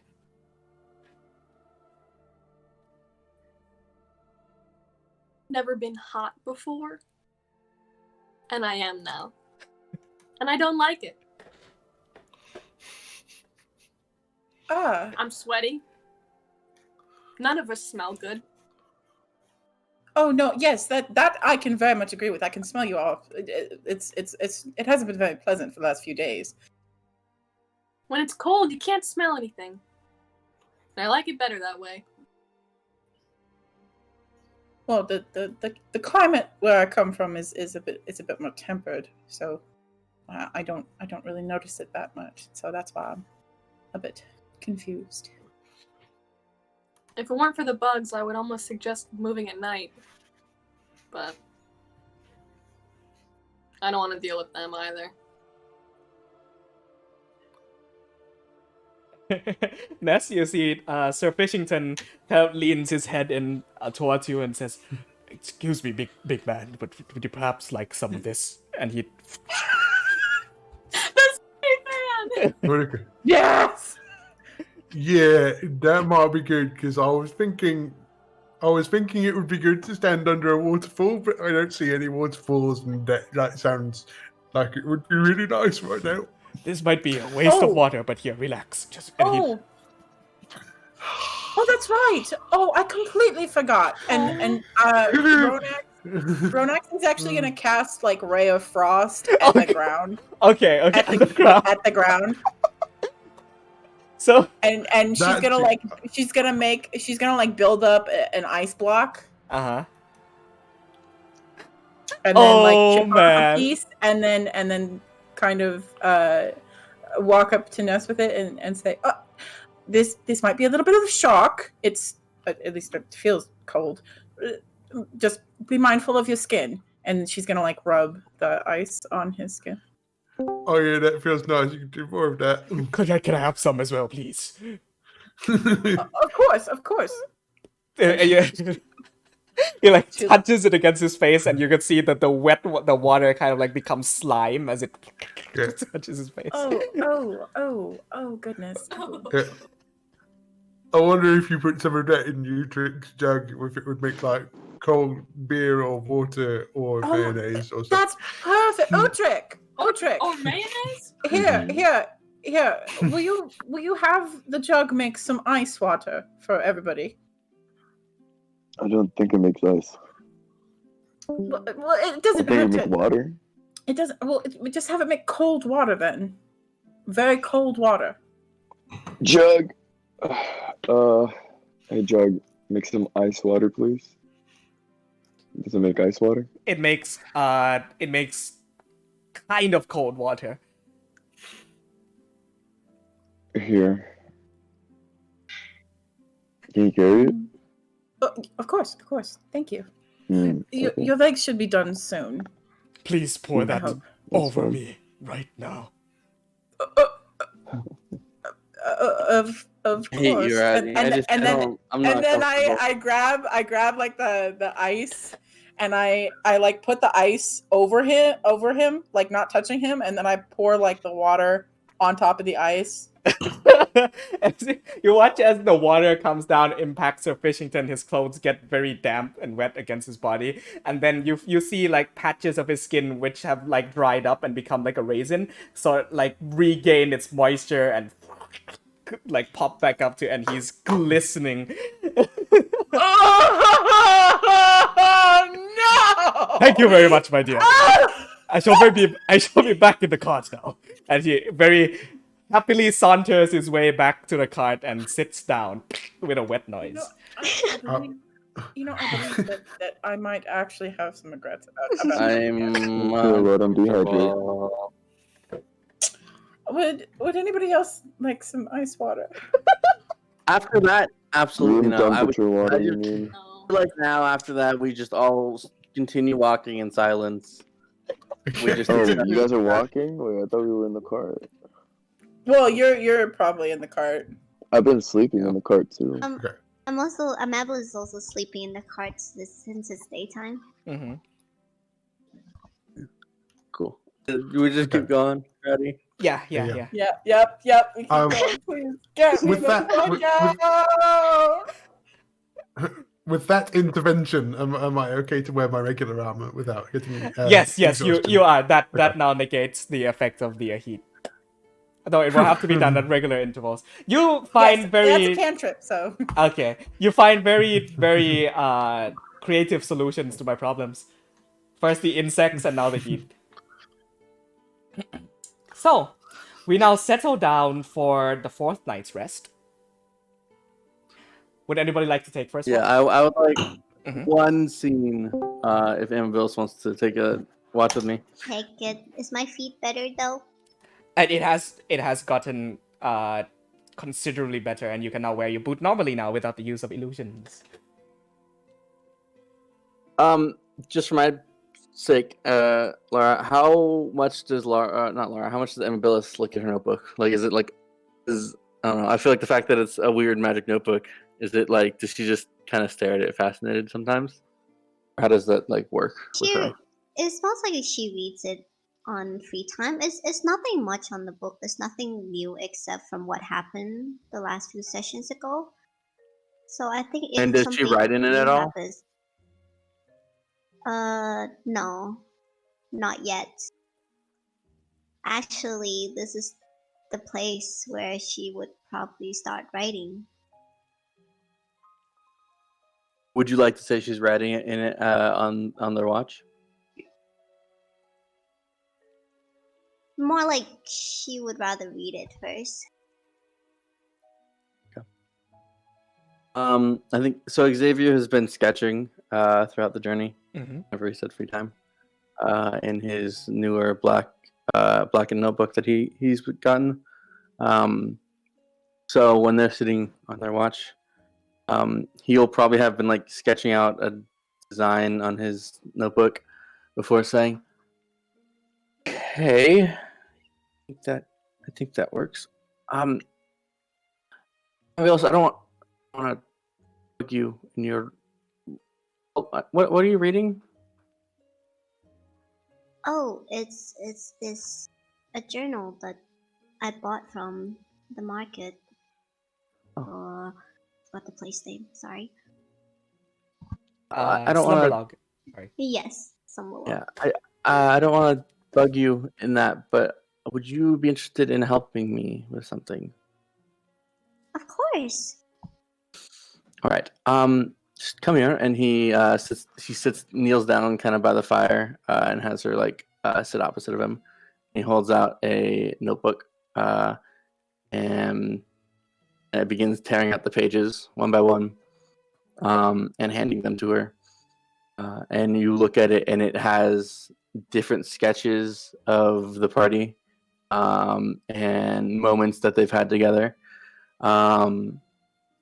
There is, just to name some, it's him and Nepenthe fighting with their wooden armaments. There is Ronax and Xavier as they are pushing the fire into Vorax to give him life. The moment of Amabilis. Probably there's just like 7 of Amabilis killing something. There's probably like a sketch of her spinning around in her new dress from recently. And probably the newest one is a picture of a woman you wouldn't recognize, with a X on the bottom of it. And he hands you those, and he begins like with this chalk. Chalk, I guess, with Dawn, kind of circles the campfire, and like digs a circle out from underneath it, and digs out these arcane runes around it, around the campfire itself. Mhm. And he says, "Okay, if you wouldn't mind, I am going to a little magic. Would you mind just one by one putting those sketches into the fire?" Oh, okay. So weird, I know. Madeline slowly picks up. She looks at it. I try to gather all the details in her head, thinking, "Wow, how beautiful is this? Where did he get all the time to do this?" And then just throw it in the fire. So as you do that, one by one, as he is kind of doing his weird, his weird kind of spinning slow, like in movies when you see like people training with like a bow staff or whatever. Mhm. It's kind of like that. It's like slow, controlled movements. As you, yes, whatever you just said.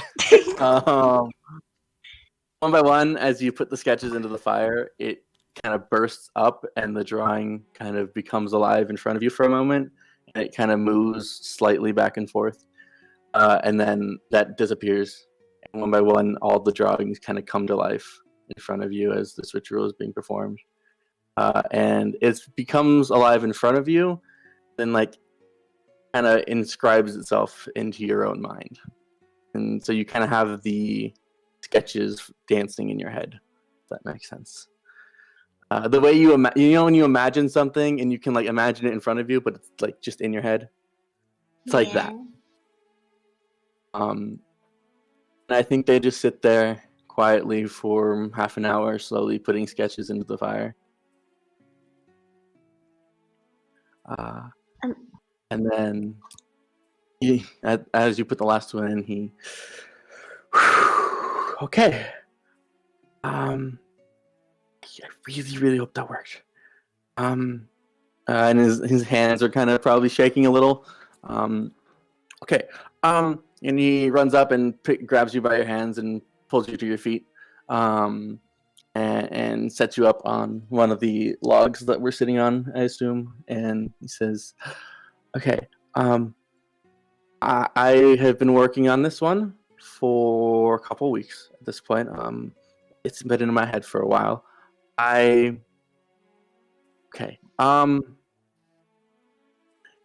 Sit here." And he sets back and grabs Dawn, and in a flourish, both sides of the blades light a fire, and in a spinning motion, the fire turns to ash, and the ash kind of spins around him with the blade, and in your head, the moment of Amabilis kind of twirling in her dress appears, and it's in like this fiery sketch in your head. And he goes, "Okay, that. How did you see anything?"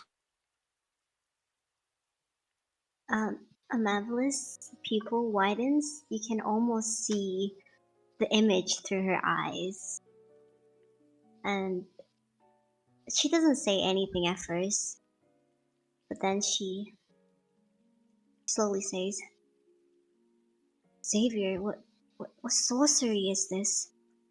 It's wonderful. That's yes. Wow."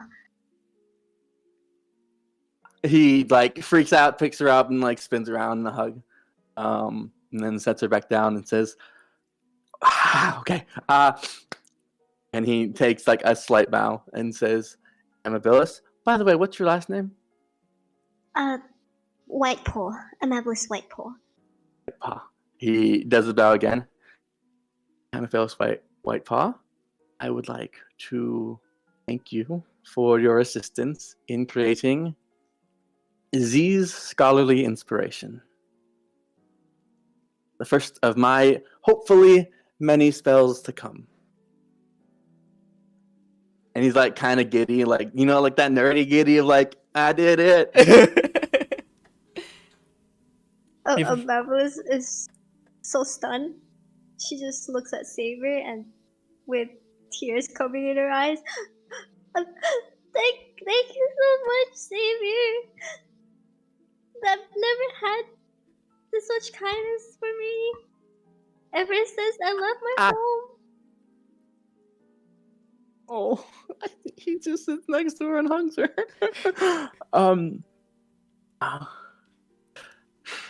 I think he just hugs her for a little bit, just kind of like that side hug, little awkward move. Yeah. And Amabilis? then Yeah, go ahead. Sorry, finish what you're saying.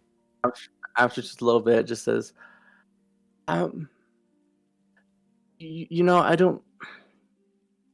It's weird. I think we're all so isolated, even though we're all traveling together. He looks down to her and says, "Yeah, it's weird. If you ever feel alone, I hope you can find some solace in the fact that we're all kind of alone together."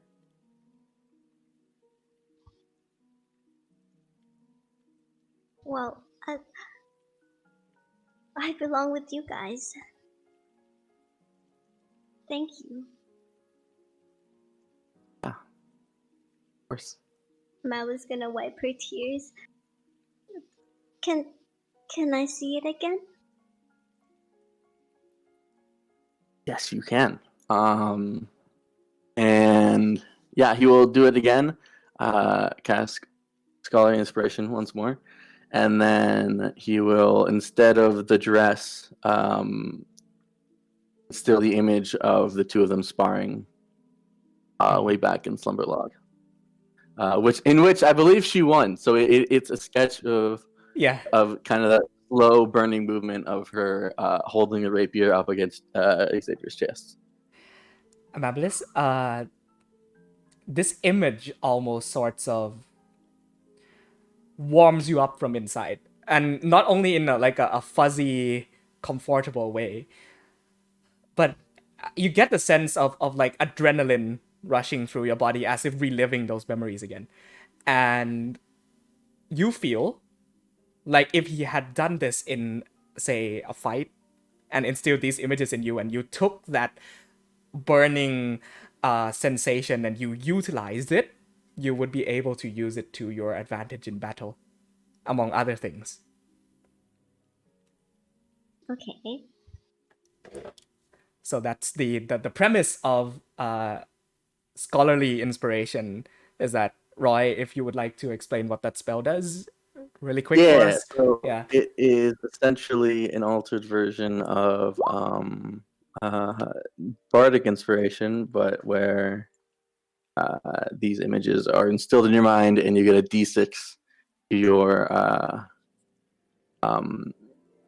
what's it called, to your rolls. Or you can add a d6 to roll whenever you want over the course of duration. Cool. That was beautiful. Yeah. That was truly beautiful. Thank you, Lara. Mabilis, the wind blows, and the book's page almost seemed to flutter open. Comes to a page, and there is writing on it. 21st of Perrier. Actually, let me double check the date on that. No, this would be the 12th of Perrier. 516 RE. And Xavier, roll me a perception check. All right. This music is perfect, by the way. 13? Easy enough. You see the page start filling itself out.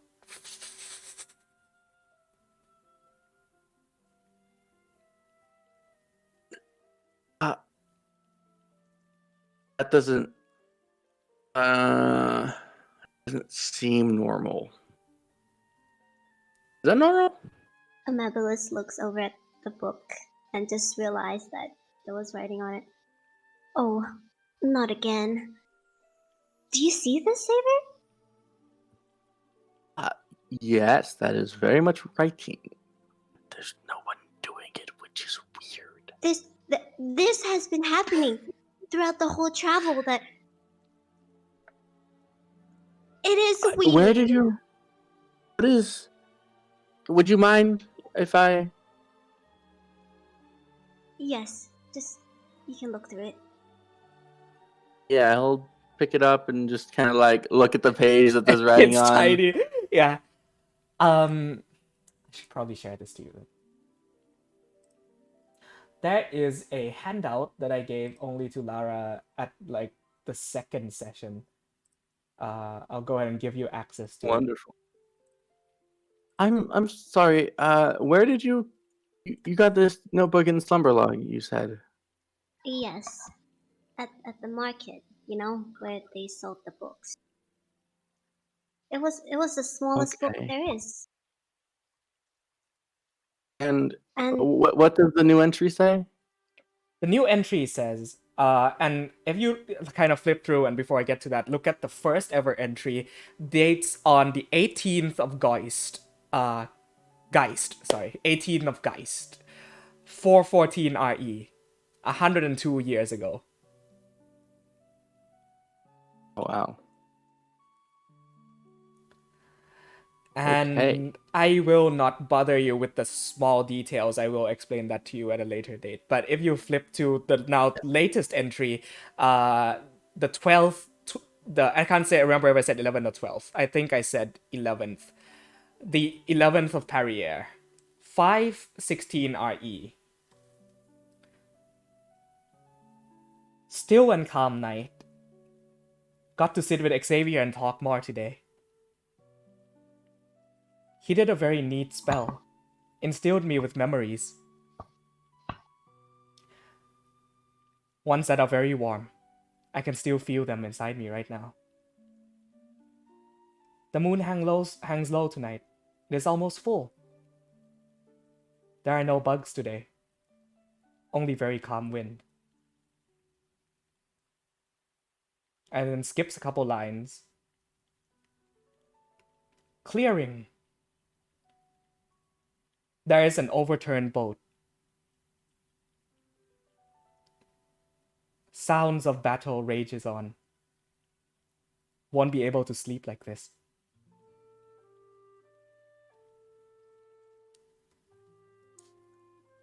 And that's where it ends. I'm tracking like half of this.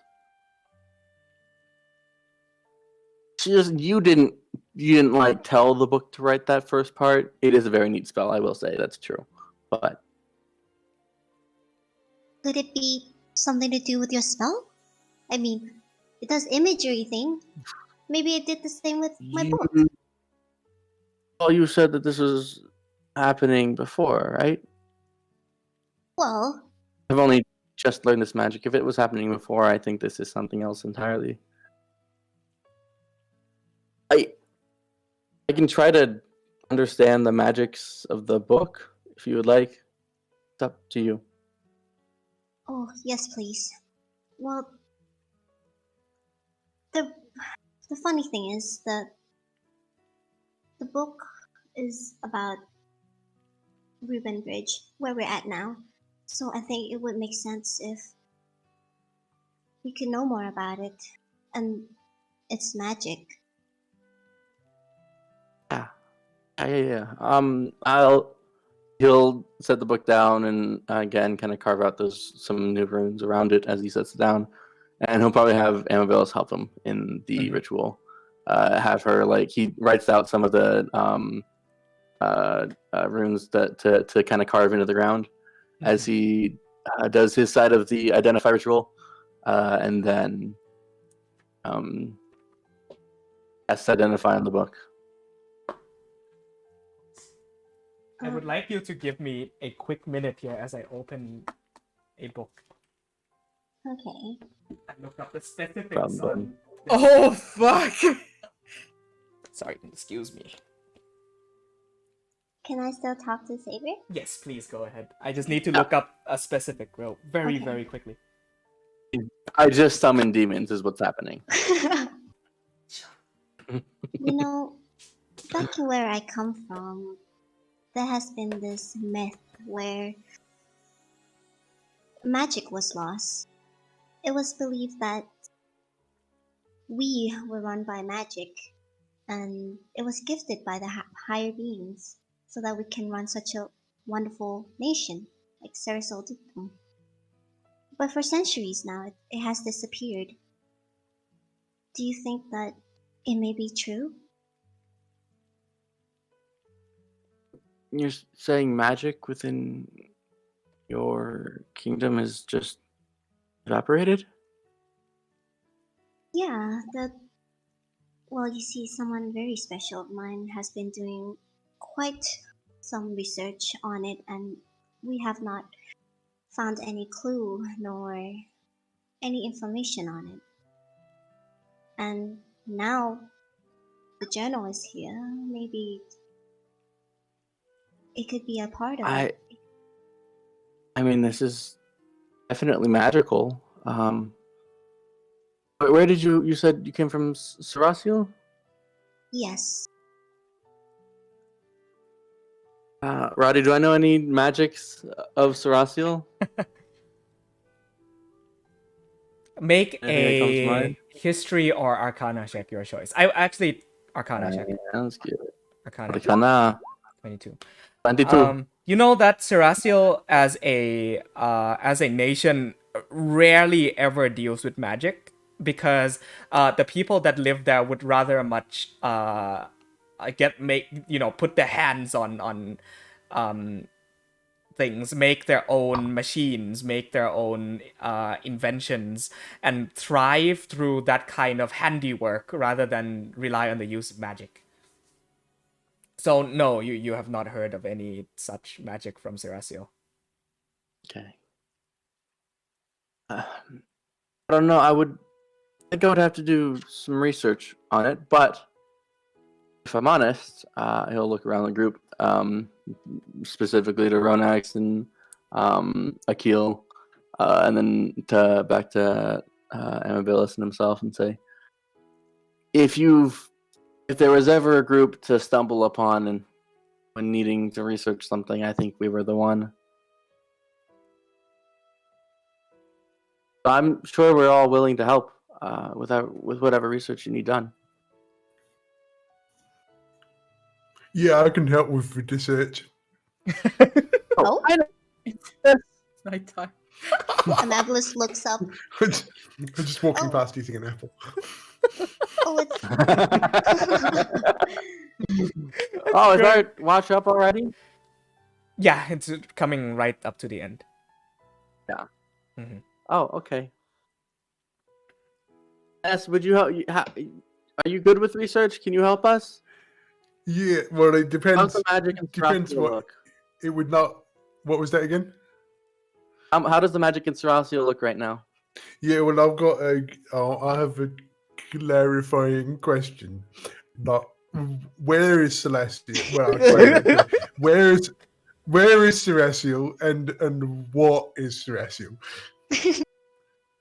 Wonderful. See, Amavillas, we're fine. We can do this. Yeah. Amabus gives an awkward smile. Xavier, are you casting Identify? Is that what's going on? What? Yep, that's what Okay. I'm doing. Yep. You close your eyes, and as you lay hands on the small book, you start getting indeed waves of arcane magic from within. You are, even with Identify, unable to discern how this thing functions, but basically, from a glance, it seems to be a divination sort of magic. Yeah? Deviation. Not only that, but you feel a very strong presence in this book. Oh my Something god. other than magic resides in here. You are not quite able to grasp what it is. Okay, can I tell? I'm gonna be that guy. Can I cast Detect Thoughts on it? Yes, you can. I'm gonna hand it to Amavillas and say, okay, so magic, yes. More than that, also yes. Very much also yes. And he'll pick up Don and she'll say, if you wouldn't mind holding that, I won't hurt you or the book. And kind of touch Don's Takes it. tip to the to the book. Blade of the book and cast Detect Thoughts on it. Cool. A flood of different thoughts and memories come into your head suddenly that you kind of almost have to brace yourself as literally 100 years of sequences and emotions flood the inner of your memory. You see a gnomish man, elderly, sitting at a dinner table all alone, with a lit candle and 4 plates at the table. No one sits at the table with him, and he stares at the food with a look of sadness and melancholy. And you see that same man put on a cloak, and although with his slumped posture and his walking stick, he proceeds to walk through the battering winds of autumn fields. Orangish, yellow leaves fall off of trees and sway by. And you see that same man on a ship crossing the ocean, a look of a wide smile on his wrinkled, white bearded face. And then he's sleeping on a hay pile in a barn. And he brushes his hands against a wall. And on this wall is engraved the letters RC with like a sword slashed across it. And you see a look of very of inspiration fill this man as he picks up a small storybook from inside his bag. As he begins reading it to himself, you see him smile, nod, get up. And then this same man is now fighting through raging sandstorm in a desert. You see 10 other people behind him, all currently fighting through this massive storm that blows in from the front. And then you see from almost this bird's eye view, all of these people start disappearing one by one, by one, by one, until he's the only one left fighting the sandstorm. Until he eventually now curls up in a blanket, with a small fading campfire in the sand as he breathes frost kind of gathered at his beard. I'm sorry. Granddad is sorry.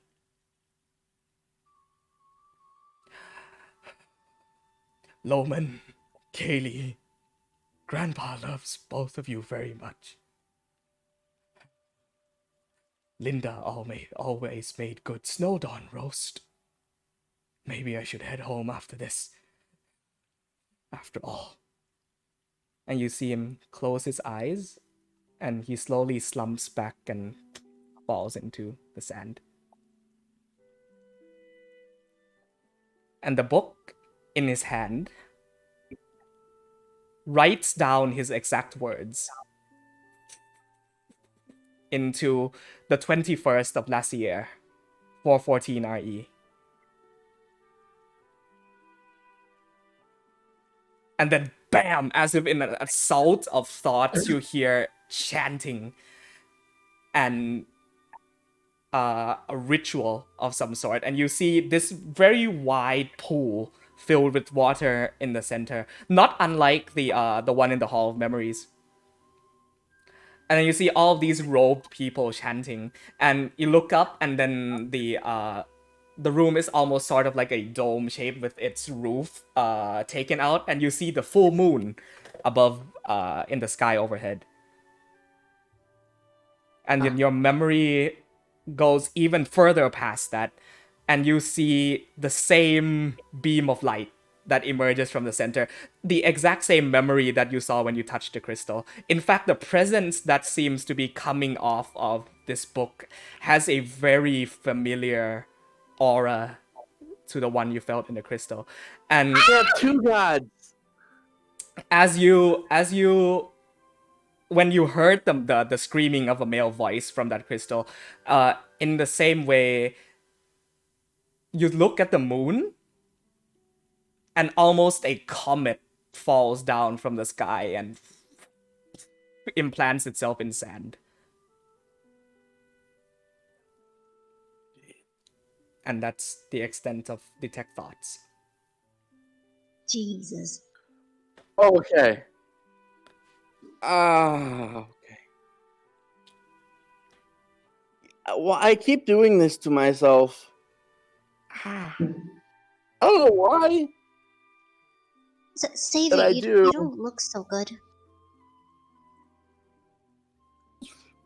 That was a lot. Okay. I think he just sits down and spends the rest of the night, like, trying to recall everything and telling it all to Amabilis and Ness. That's how they spend the night.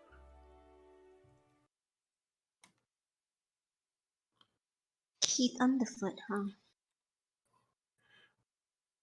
Xavier, what you do? You said you did a thing, and it was the same thing as the thing. What you did on the You know the big- crystal. Crystal.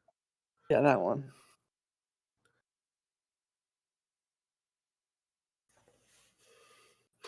What does that do? That thing that you did? Normally it just lets me read thoughts of people. Like, if you were to think like apple but not say it, I could be like, Ness is thinking apple. But then also I can like delve deeper and kind of just know, I guess, subconscious ish what's on your head. But apparently it does a lot more with non-living things that have minds.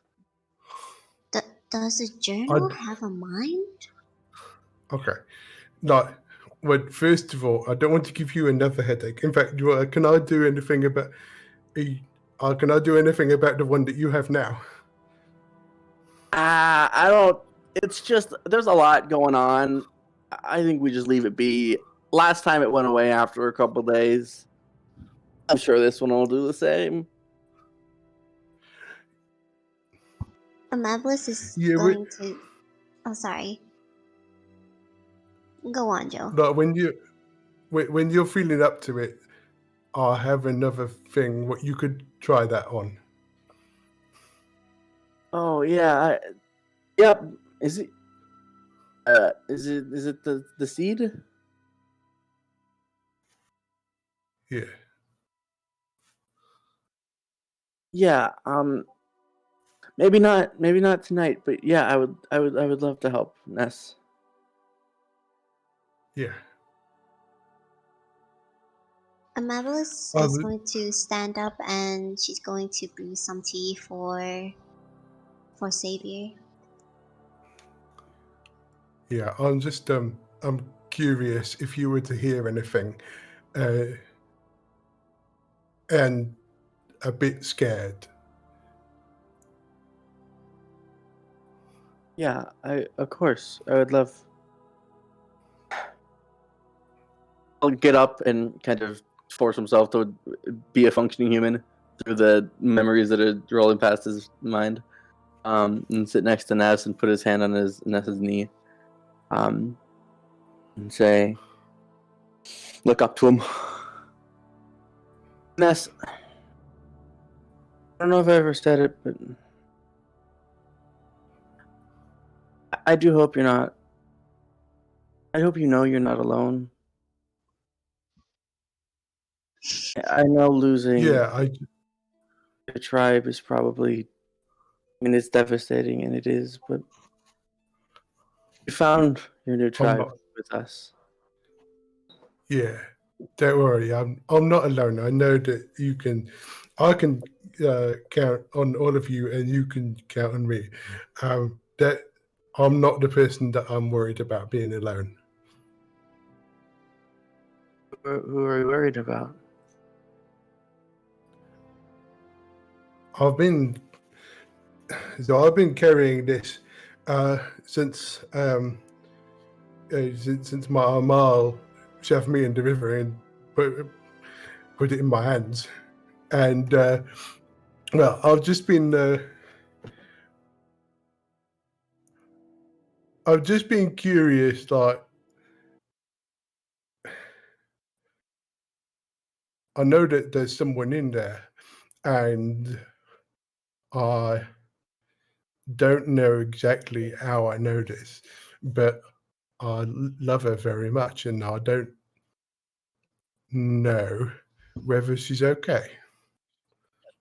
I know that's a weird thing to know without anyone telling you, but I do. And I just worry. Smiles and like leans in, kind of tries to wrap his arms around you, but like probably doesn't really work. Yeah. Oh, reach up and kind of just tap the seed if you're okay with that, and say, Yeah. whoever she is, she's close to your heart, so she can't be that alone. Yeah. Can you tell what I'm thinking now?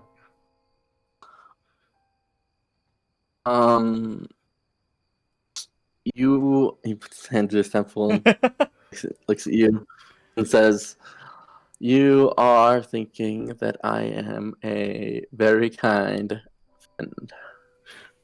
Well, I was thinking apple, but I was thinking that as well a minute ago.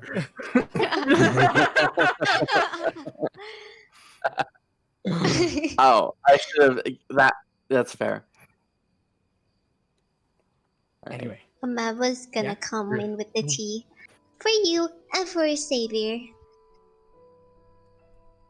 Thank you, Amabellis.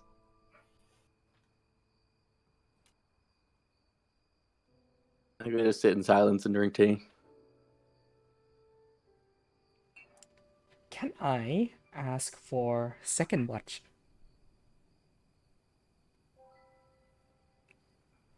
Nepenthe and Well, I'll do it because I was there hanging around already. okay, cool. Nepenthe and Ness. Both of you, can you make perception checks for me? Okay. Team. 5. New 5. Doing great as a group. One thing is exceedingly strange tonight. Whereas the last 3 nights have been filled with the sounds of bugs and insects and crickets, tonight is silent. Yes. Yeah, what's that? No. Just absolutely nothing. Oh God, it's peaceful. Oh yeah. But Betty, you should probably turn the sound of the crickets off. Yeah, it's been a little bit noisy the last few nights. I like Ronex was playing her violin because she was fed up with the noise of the thing. I mean, you know, I sleep like a rock, but it certainly wasn't fun.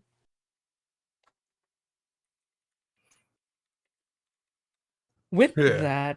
that 13, you're also starting to pick up something else. There is a weird cacophony of noises that you hear in the distance.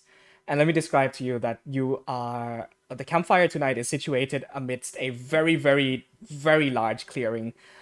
No trees or a few bushes about. You see a few inclines of small hills. But you're very much amidst a grassy, wide open plain tonight.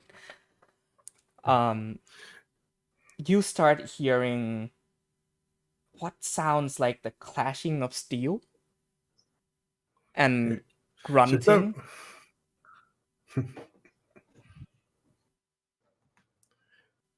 So some of the bugs around here is there's a bit of a problem because I don't know if you saw, but one of them stung Amabilis on the paw and it was swollen up for like a whole day. It Yeah, looked really painful. It stung me too. Oh, you didn't say. I mean, I could have done something about that. Oh, I mean, it's fine. She shows her foot. It's a little bit swollen. Like it should have been taken care of. Are you down hit points, by the way? I have no idea. Time is. It's gone. It's gone by at this point. Okay. Yeah. Oh yeah, that looks like it. Probably could have done something, but I think that's healing on its own. And I think at that point you probably noticed that Nepenthe isn't listening to him. Also hear Just a like, little. weird cries and the sound of horse galloping. Something's wrong, Ness. Do you hear I'll that? get my things. I'm gonna get my staff and shield. Can I hear it now? Yeah, you hear coming this way. far away. You hear it sounds like hundreds of people. Is it Should we check angry it out, screaming or Angry is it screaming. angry screaming or do I hear frightened screaming? A mix of both. You also hear arrows getting loosened and landing and impacting. Seems to be coming from the kind of northeastern direction. I want to get an idea of try and get an idea of distance if I can. Make another perception check. Can I help? Sure. Does other people hear this?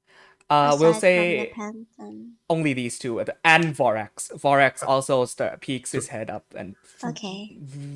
starts 22. looking around. 22. Not too incredibly far. Again, I'm not too good with distance in D&D, but there is a hill roughly maybe we'll say 300 feet from where you are, a small hill, and it seems to be coming from over that hill. If we were to approach it at a dead run, like how long would that take us to get there? Like so it would take like a minute to get to the top of the hill, probably. Most likely, yeah. Is it pitch black now? It is. Oh, there's moonlight, isn't there? There is moonlight, and the moon is almost full tonight, so... Ness, we're thinking the same thing here, right? Yeah. I'm wondering if we should... I'll feel bad if the night goes back by and I don't know what's doing that. You see Vorax stand up. Because maybe we could have...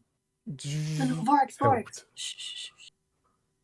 Listen, we're gonna go look. If we don't come back in, do you know time? 5 minutes. He makes very disgruntled sounds. Like it's very. I know. And he's like he starts pacing. No. Shush. It's okay. No stepping. I don't want to wake everybody else. That wouldn't be nice. Right? They should be alert in case whatever that is comes this way. Vorax, They would be... Vorax, what's going on? Ronax, we're There's something in it. Get firewood. Is there? And she like There's something happening. What's wrong? There's something happening. Noise.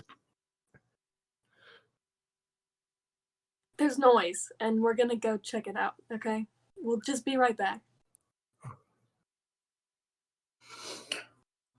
There's noise. I'm going to crouch down next to Renex. Make sure everyone's awake just in case. It's probably nothing we can do anything about, but just in case it is, and just in case it comes this way. Take him with you. He's loud. You can send him if you are in danger. The two of us are already big and loud in the first place. Well, then there shouldn't be a problem with him going. Fine, but he's staying back. You tell him. Okay. Come on. I'm sorry, what's going on? Wait, She'll tell you later.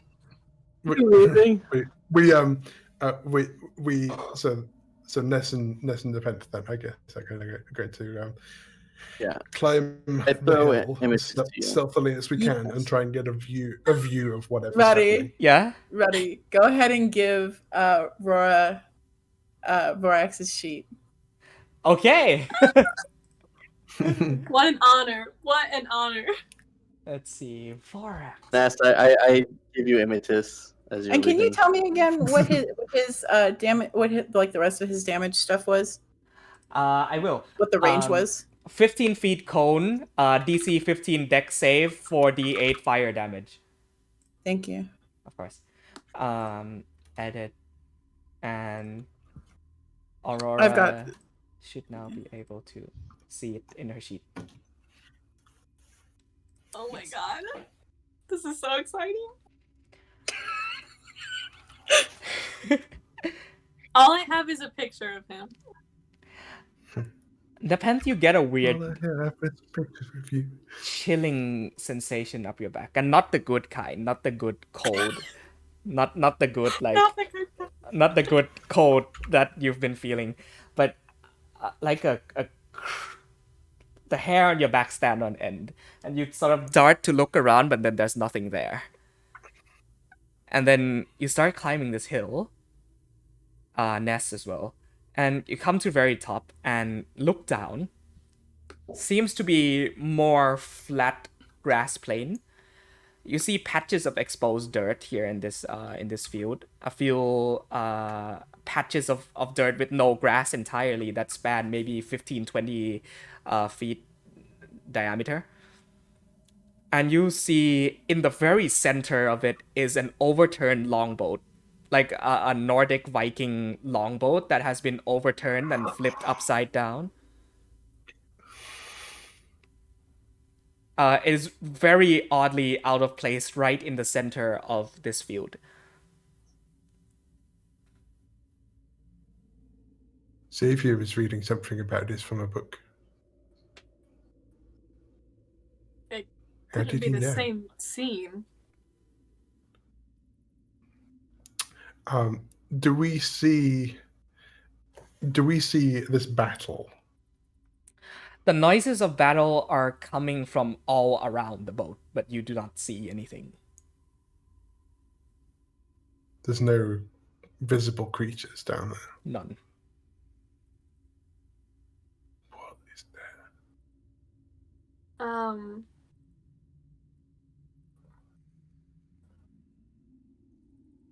Am I close enough to cast Detect Magic?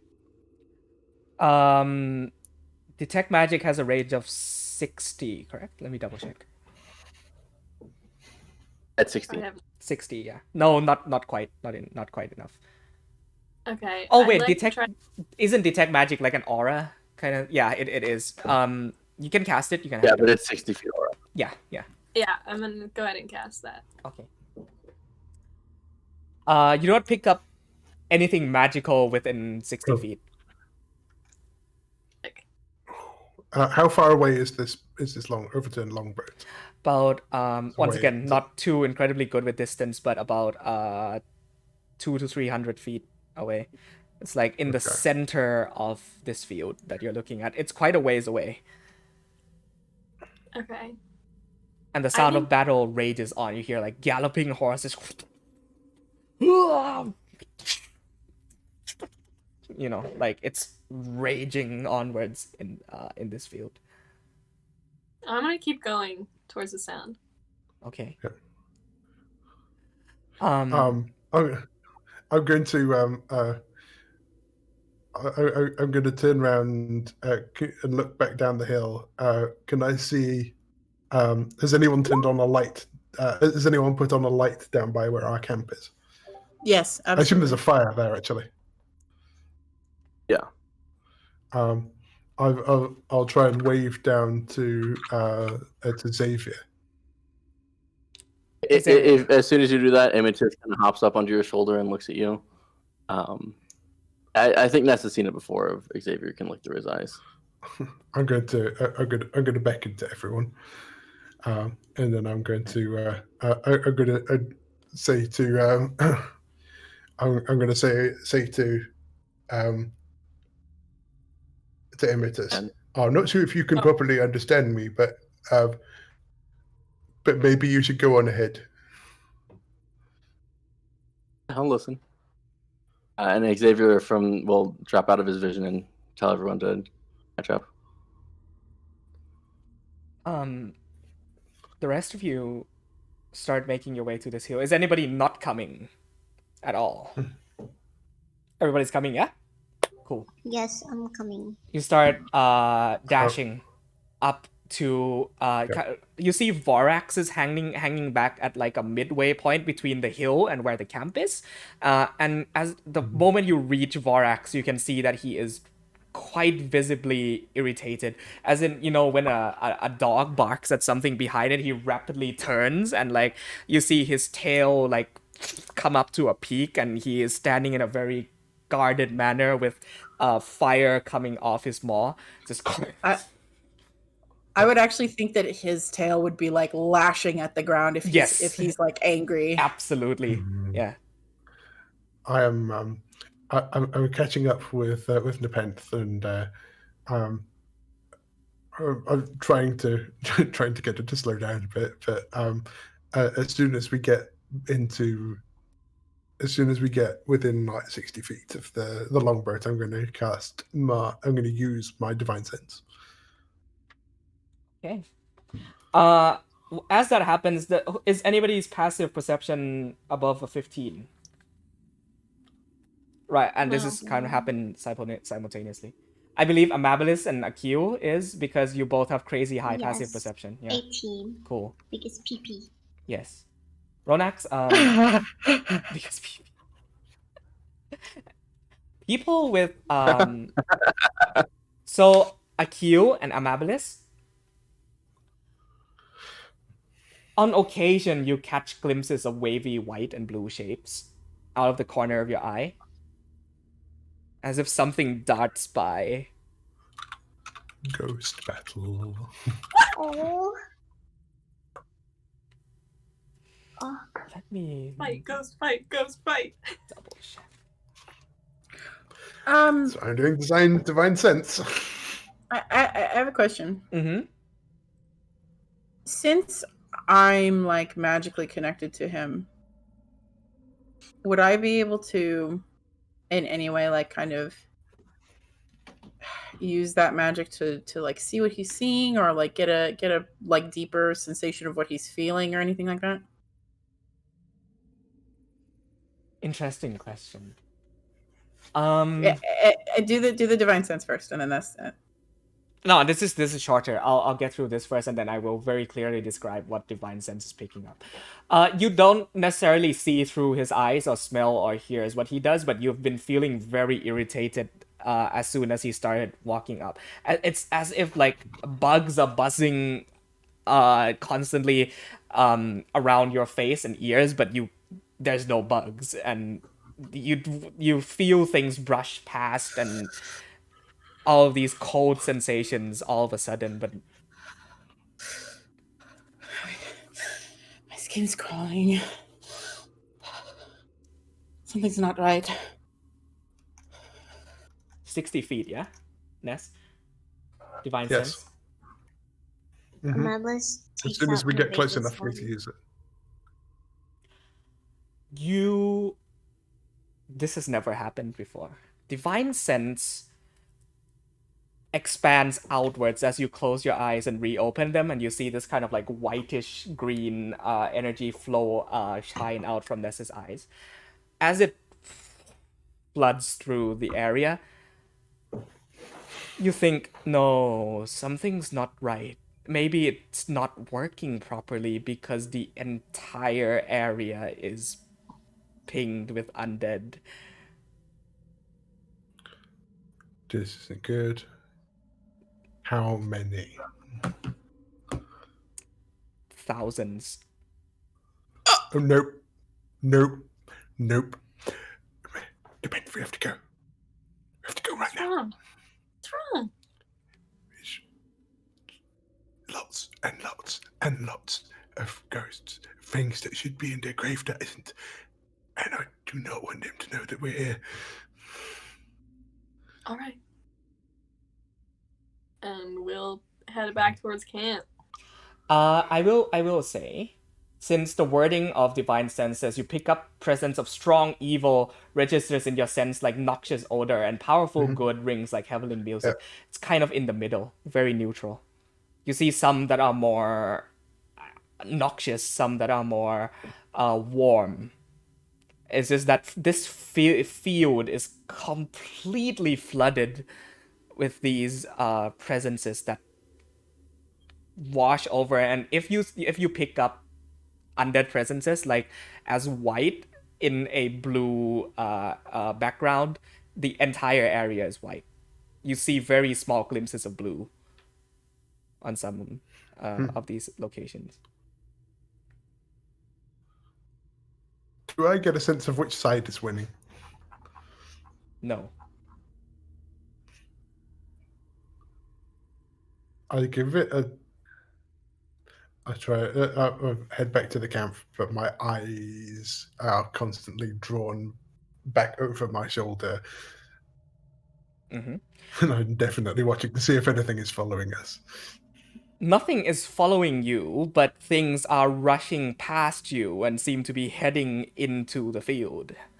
and constantly this happens. And as you watch as things like run by, not seeming to care, and as they do, Vorax snaps backwards, and Imitus kind of, and Snowfeather also reacts very strongly.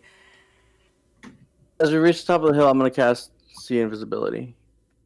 Let me double check the.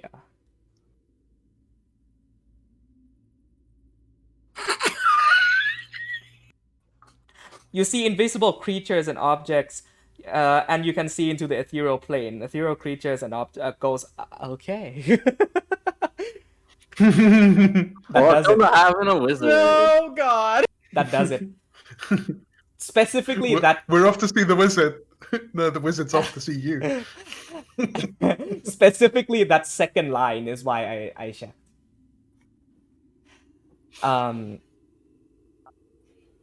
You close your eyes, and then in a similar manner, waves of blue flood out from Xavier's eyes as well as the rest of you start walking back. And you look down at this field, right?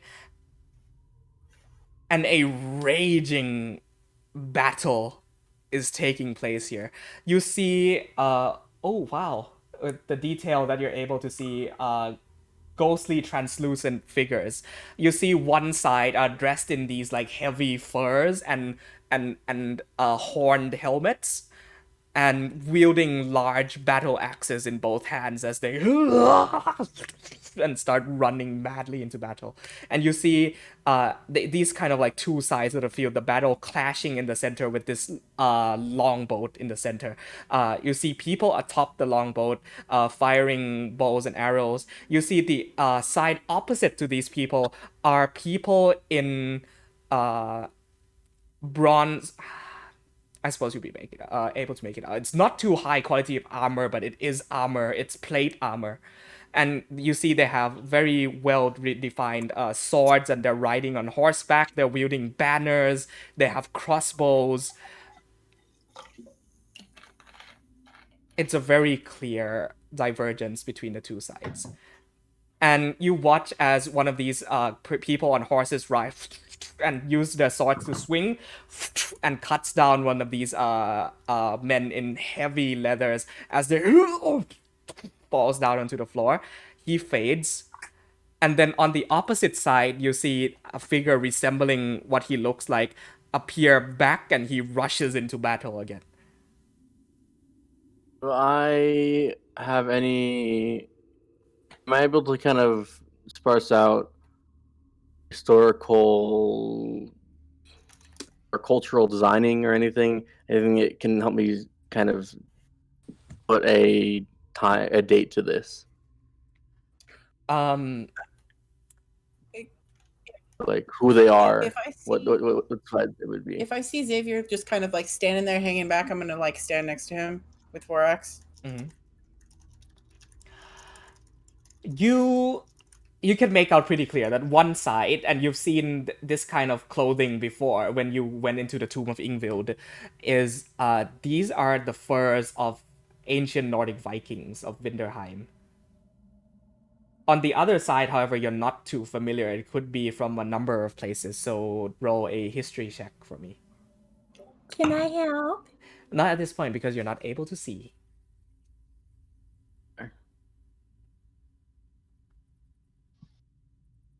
15. It's quite a number. Go ahead. That was all I wanted to say. Okay. Quite a number of years ago. You're unable to pin it on any one specific nation or point in history, but most likely from the east. So could either be Berelia or Thessalia, or could even be Serastial. But most of these people appear human, or you see some with kind of elven ears as well. There's a battle going on. I think it's endless.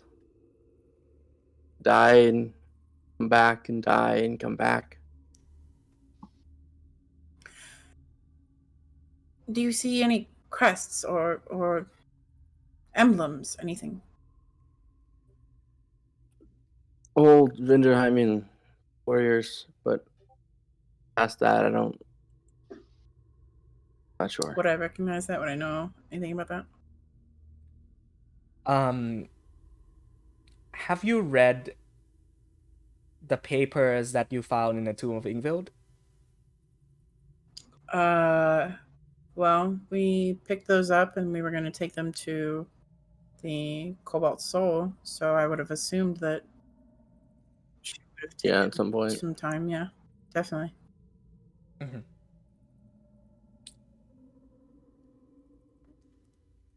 You remember that from information provided to you in the Tomb of Ingvild and the Nordic history that you've managed to uncover from that tomb, the ancient Nordic Vikings of at least recorded to be so in history, the ancient Nordic Vikings of Winterheim crossed the seas through a canal that is very nearby, situated to where you are right now, kind of a gulf that extends outwards and goes into the World Sea, known as Nord's Crossing. That was supposedly where the Nords had crossed the seas to invade a number of lands in Winterheimen history.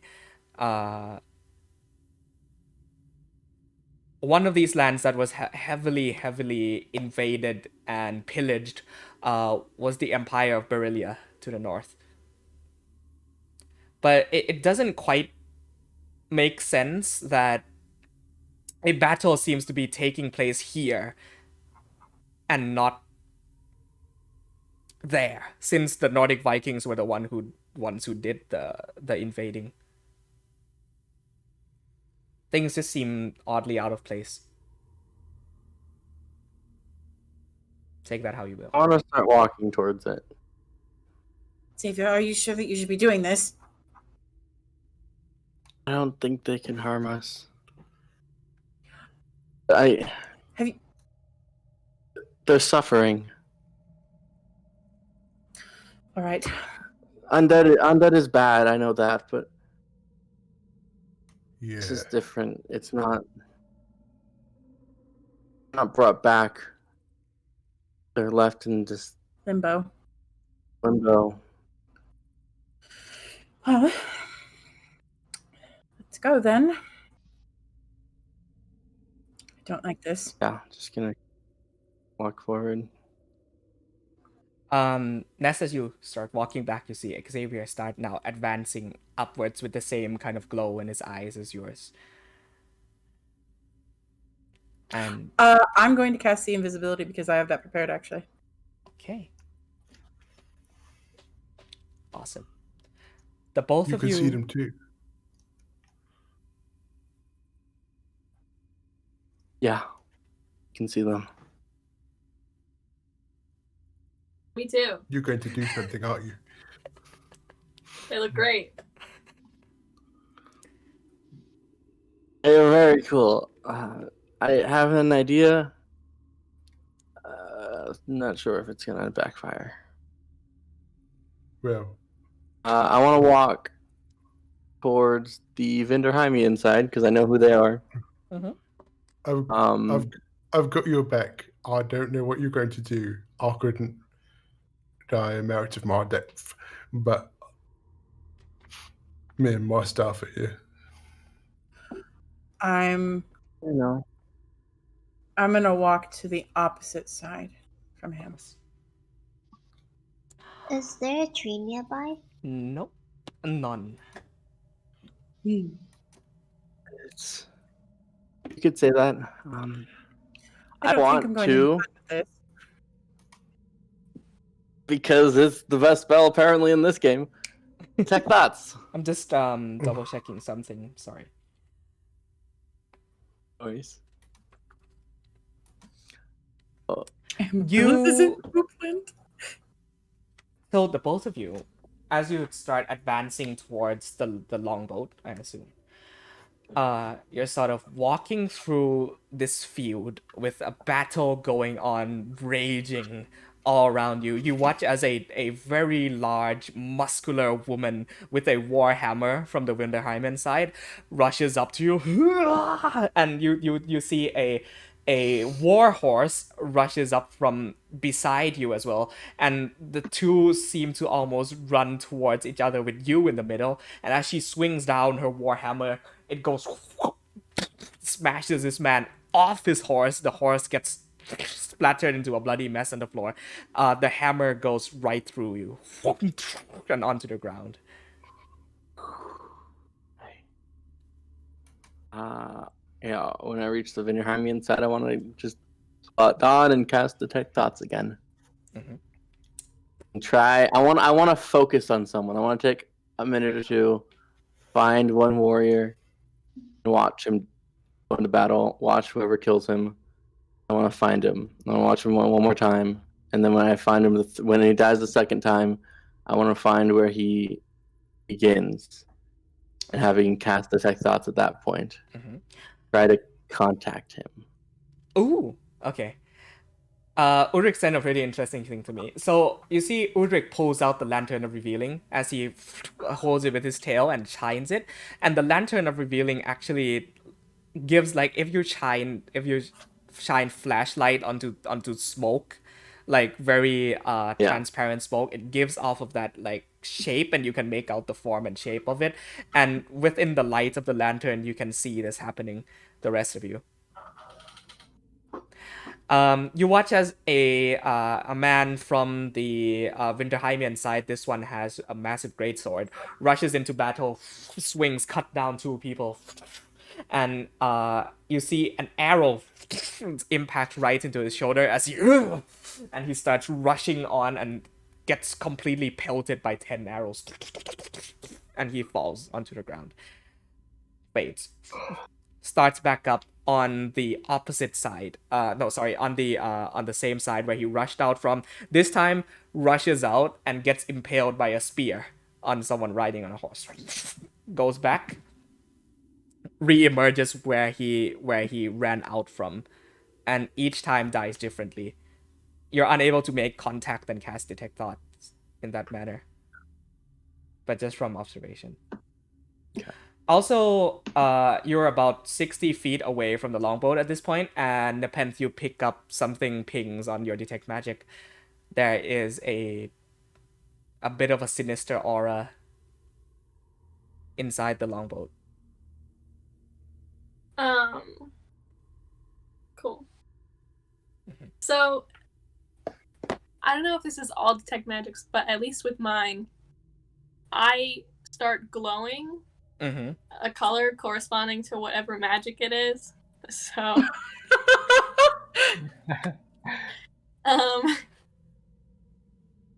What color is necrotic?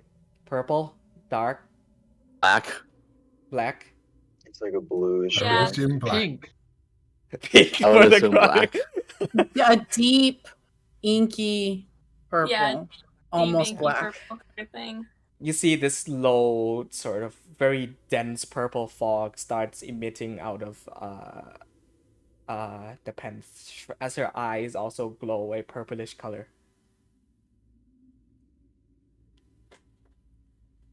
Not good.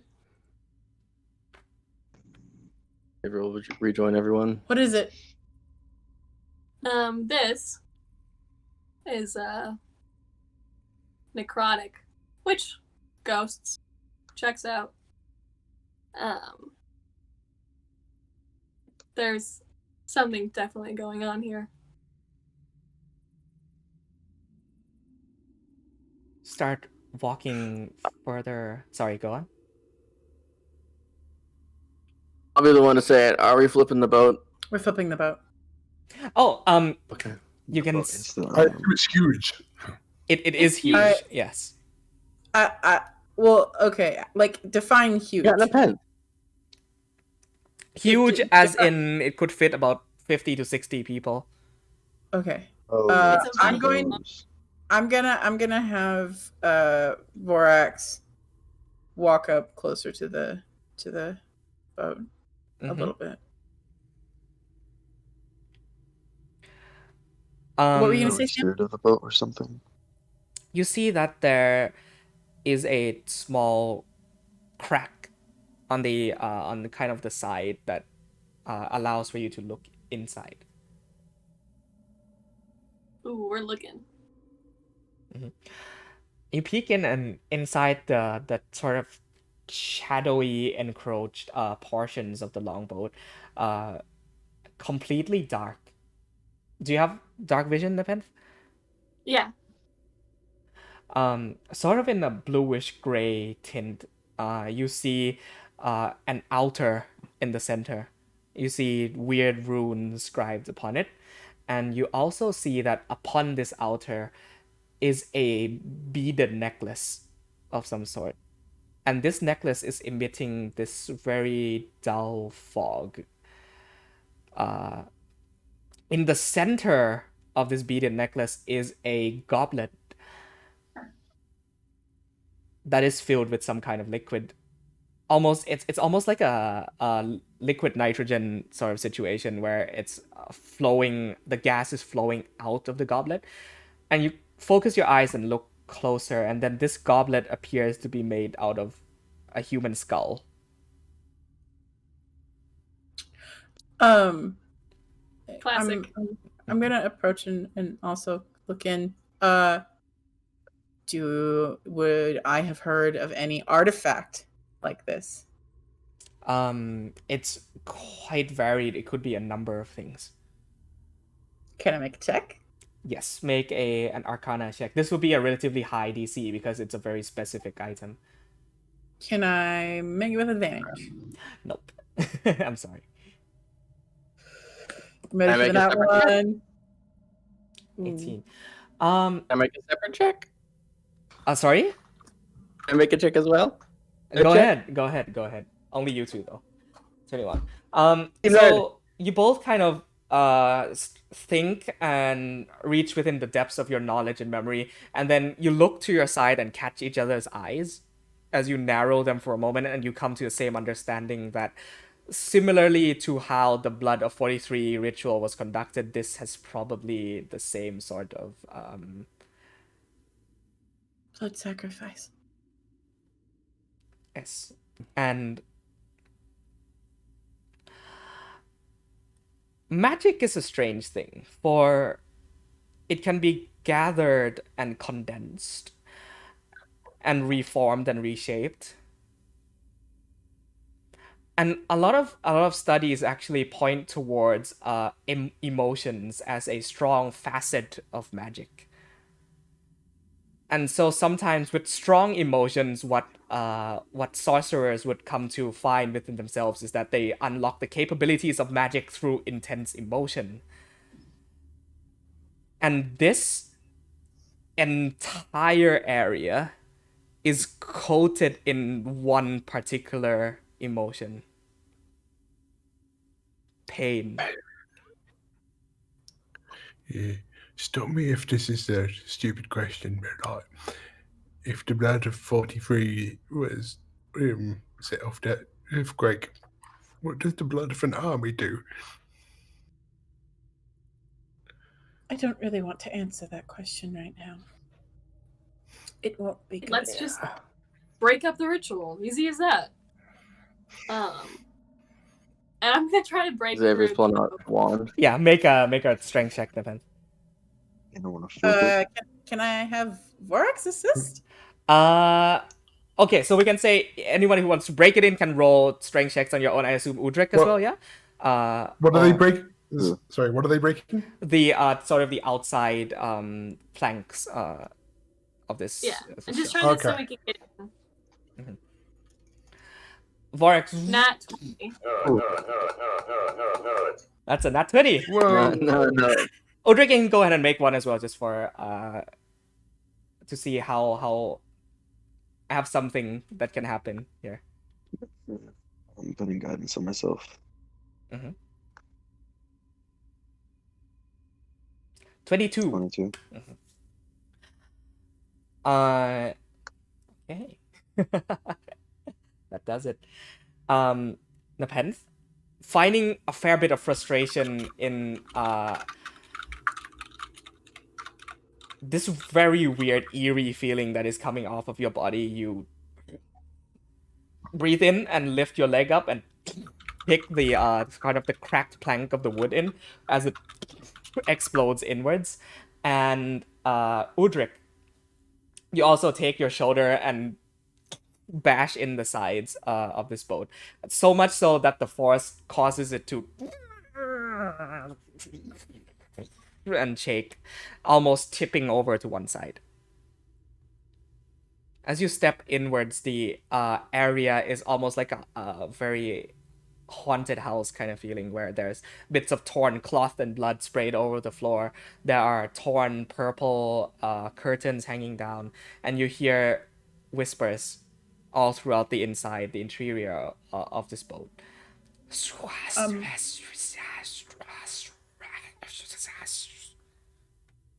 So I have dark vision and still same visibility on. Do I see anything? You see the same thing that I had described to her prior, is that the altar in the middle, a goblet in the center, and a beaded necklace around it.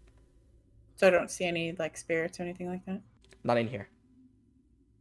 No. And my lantern is emitting light, so night vision is pretty much nulled at this point. Nobody has it on. I'm completely blind in here, so I'm going to try another divine sense to see if it gives me anything. On the goblet, yeah? Oh boy. Within range of it, for sure. Mm-hmm. Presence of strong evil registers on your senses like a noxious odor. Have you ever been steeped in, like, piles of week-old garbage? This presence of... That's not a direct question to you. That's like a... I apologize. The It's just setting the scene, guys. Weird. Come on.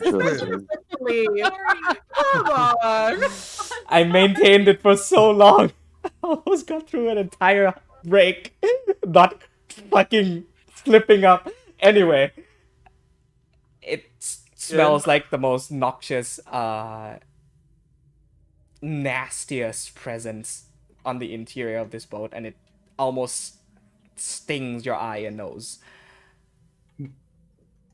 Do I sense the thing that I'm sensing there? Do I sense some sort of creature or just a presence? Just a presence. Also, now that we've gotten here, the boat is also giving a faint aura of undead. Okay. Uh, Magic The Transformer.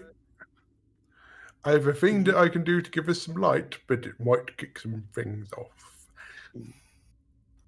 No, mine is emitting 60 feet of light in blue, like all around us. Unless the place is much bigger. We're Okay. fine. So you have a light source. Yeah, it's a blue light source. Yeah, it's the same thing as a Okay. torch, is stronger, just blue. Okay, I can see now. Yeah, you can see. Yeah, you've been able to see. Okay. Magic I'm gonna people. pull out the wand. You have 5 minutes Yeah. to magic this. And if you can't figure it out, Oh yeah. I'm breaking it. I mean, I could always just pick it up. Oh, there's restraints, but okay. Seems fair. I'm gonna pull out the wand of dispel magic. Uh-huh. I think. I'm gonna Do you get? I feel like Xavier gets like to the first syllable of dispel magic before he just goes, puts his hands all over it. I was gonna say I want to use Mage Hand to pick it up actually. I can move it. I was thinking back before he even said it. I was like, oh, okay. Okay.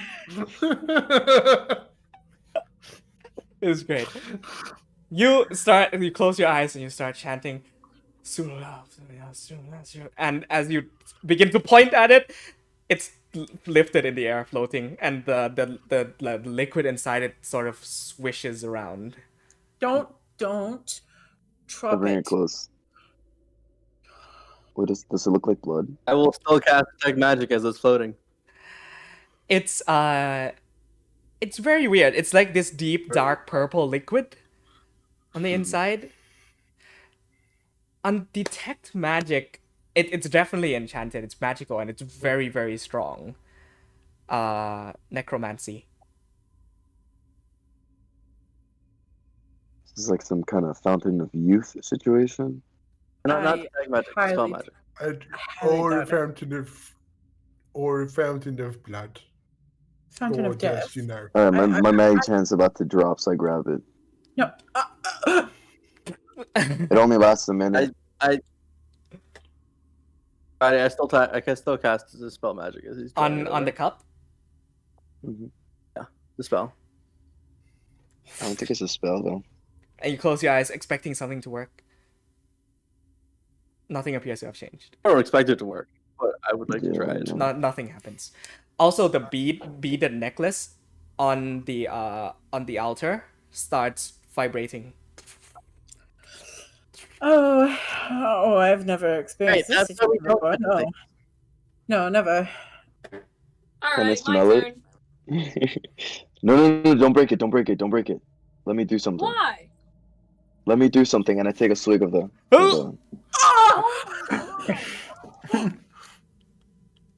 I shoot it out of his hand. I already took a swig. Does it taste like Let him shit? do it. Let him do it. Let him do it. Okay, so You knew this would happen, Retty. I expected this to happen. This is the only reason I'm here, guys. For these temples. I feel like I have a good guess of what this is, though.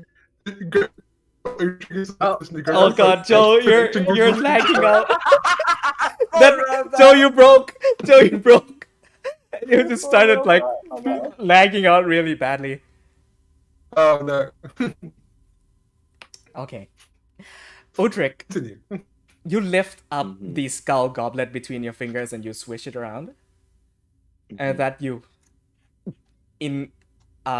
swallow the purplish liquid inside. It burns and it sears into your stomach. And you feel a little lightheaded. Does it taste like poison? It might as well be at this point.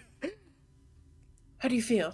Like Ronax has like whipped out her pen and her quill, and she just doesn't care anymore. He's literally just an experimenter at this juncture. Make a wisdom Do I saving feel like throw. I'm about to throw up or faint? Which one? Yes. I'm trying Yeah. I take out my bottle of anti poison. Is it? Oh, but that's not gonna do shit. Joe, you're kind of Oh, I breaking see, out it a little does. bit. You're breaking in and out. Joe. No. What? No, we can't. Udric, I got the gist of what you're saying. Cutting in and out. I would leave the Discord and join back if you can. I think make you just make a wisdom saving throw. Was waiting for it. Okay, good. I had second he gets a wisdom. +2. He gets a +2. Oh, and I still have my guidance on, so +3 to that, so that's a 19. I think guidance just does Is it? skills. I keep no, Yeah. yeah, it does skills, right? Oh yeah, this isn't. It's a saving. The saving So throw. it So no just guidance. +2 to it, so 16. Should have done You- bless. Bless doesn't. Wait. Oh yeah. Bless does do saving throws, but I didn't put bless. Bless is it's bless or guidance. Sorry, I'm kind of piecing together in my head the thing that's happening. You stumble backwards, and you catch yourself on a wall, and you see Udric goes wide-eyed for a moment as he blinks, and as he reopens his eyes, it is glowing a deep dark purple. Udric, can you hear us? I'm gonna shoot arrow at him. Udric, can you hear us? This is some good shit. And black viscous liquid flows down from his eyelids, drops on the floor. Udric? Am I hurting, or is it just a visual? It feels good. It feels powerful. You feel Okay, all of good. this energy rushing through your body. And you pick up your hands and look, and the snake tattoo kind of curls and almost seems to come out from your skin. Oh yes, I love this so much. And the boat around you slowly lifts itself off the ground and creaks as it levitates up and up, and Udrik up with it. I'm floating. I'm not fucking flying. No, you're Can floating. I lightning lure the cup out of his grasp as he floats away? Make a spell attack. So the floating is like canonically occurring to Yes. everybody, not just like a No, hallucination. by him. yes, it's everybody sees this happening, but all of you are. You take Lash and you it grasps the cup from his hand. Are you letting go, Udrik? Yeah, I don't care about the cup. Okay, the cup That's fine. swishes U- and comes out of his hand as he floats up. yeah. Utrecht, are you still you? Say no if you're not. You can't hear them. It's fine. Oh. You can't hear I'm them. going to damn it. use my one last I'm just floating, divine guys. sense. I'm using my one Oh, last please divine finally show sense me as for well. today. Mm-hmm. I'm using it on him. You see almost like venom from Spider, like this sort of like this viscous black goo that sort of slowly makes its way out of his chest and engulfs his body as he starts floating up, and the boat and comes to now become right side up as it hovers suspended in the air, and Ulrich floats up slowly towards the boat. You sense fiend. Yeah, that's not good. I don't think he is fully him right You now. fully see a smirk on his face, like a big smirk. A huge one. And Yeah, also, no. if we're running with it, I have a full-on shadow blade on me. Woo! And I'm gonna shoot Summons. arrow at him. make a weapon attack. A strong arrow. And you start now. People with see invisibility up. I assume that hits Udrik. Ooh.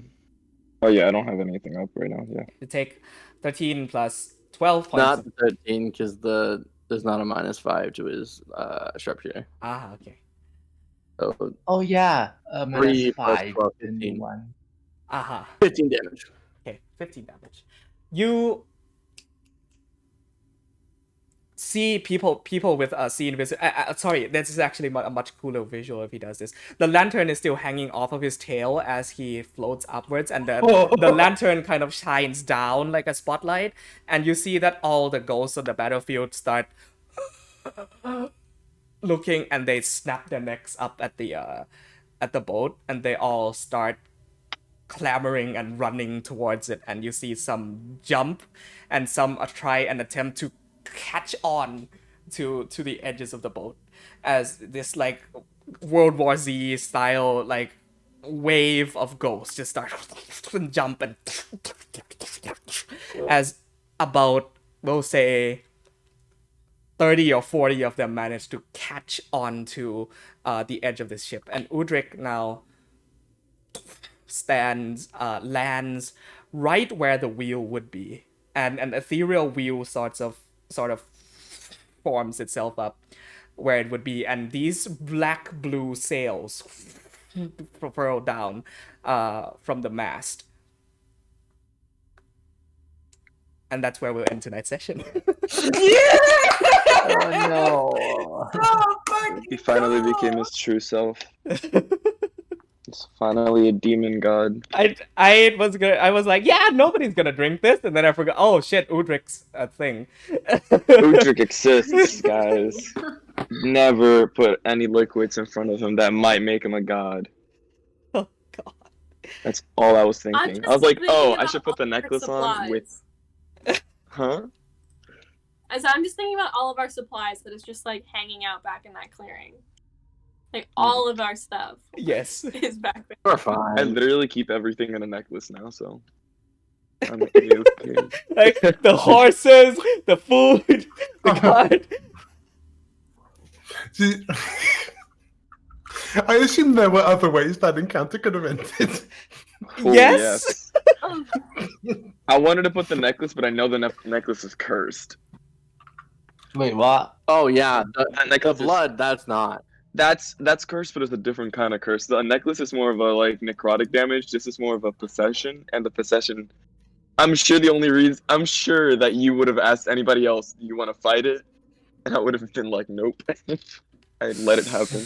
I'm going to have to think very extensively about what's going to happen next time. Oh, if I'm a boss battle, please let me run it. Oh my god. The new spells I I did just not- acquired are game breaking. I did not prepare the right spells for this scenario. I was like, okay, this is gonna be a fun little mystery that I prepared. Let's see if they actually I was- solve the puzzle and not become part of it. That was funny. See, I stood there hoping Roy would like catch on. Like I get on one side, he gets on the other. We act out the fight, and then like we like put them to rest. But no, he was just like, I'm walking up to it. There's a number of ways that could have gone. Well, I will. You have an idea about the puzzle. Tell me.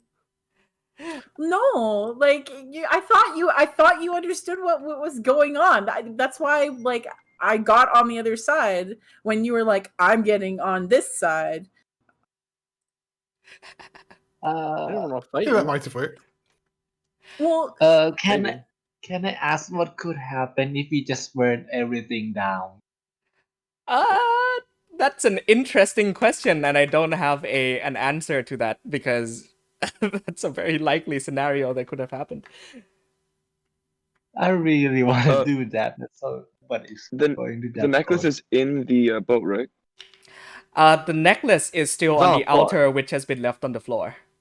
Yeah. What a mistake. Okay. what a I'm mistake. really attacking that. The very first thing next session, I'm just Why would you break my dreams like that and attack the necklace? Ushik floats back down very slowly. Just forgot this. I forgot something. Yeah. Yeah, I just forgot this. I'm so sorry.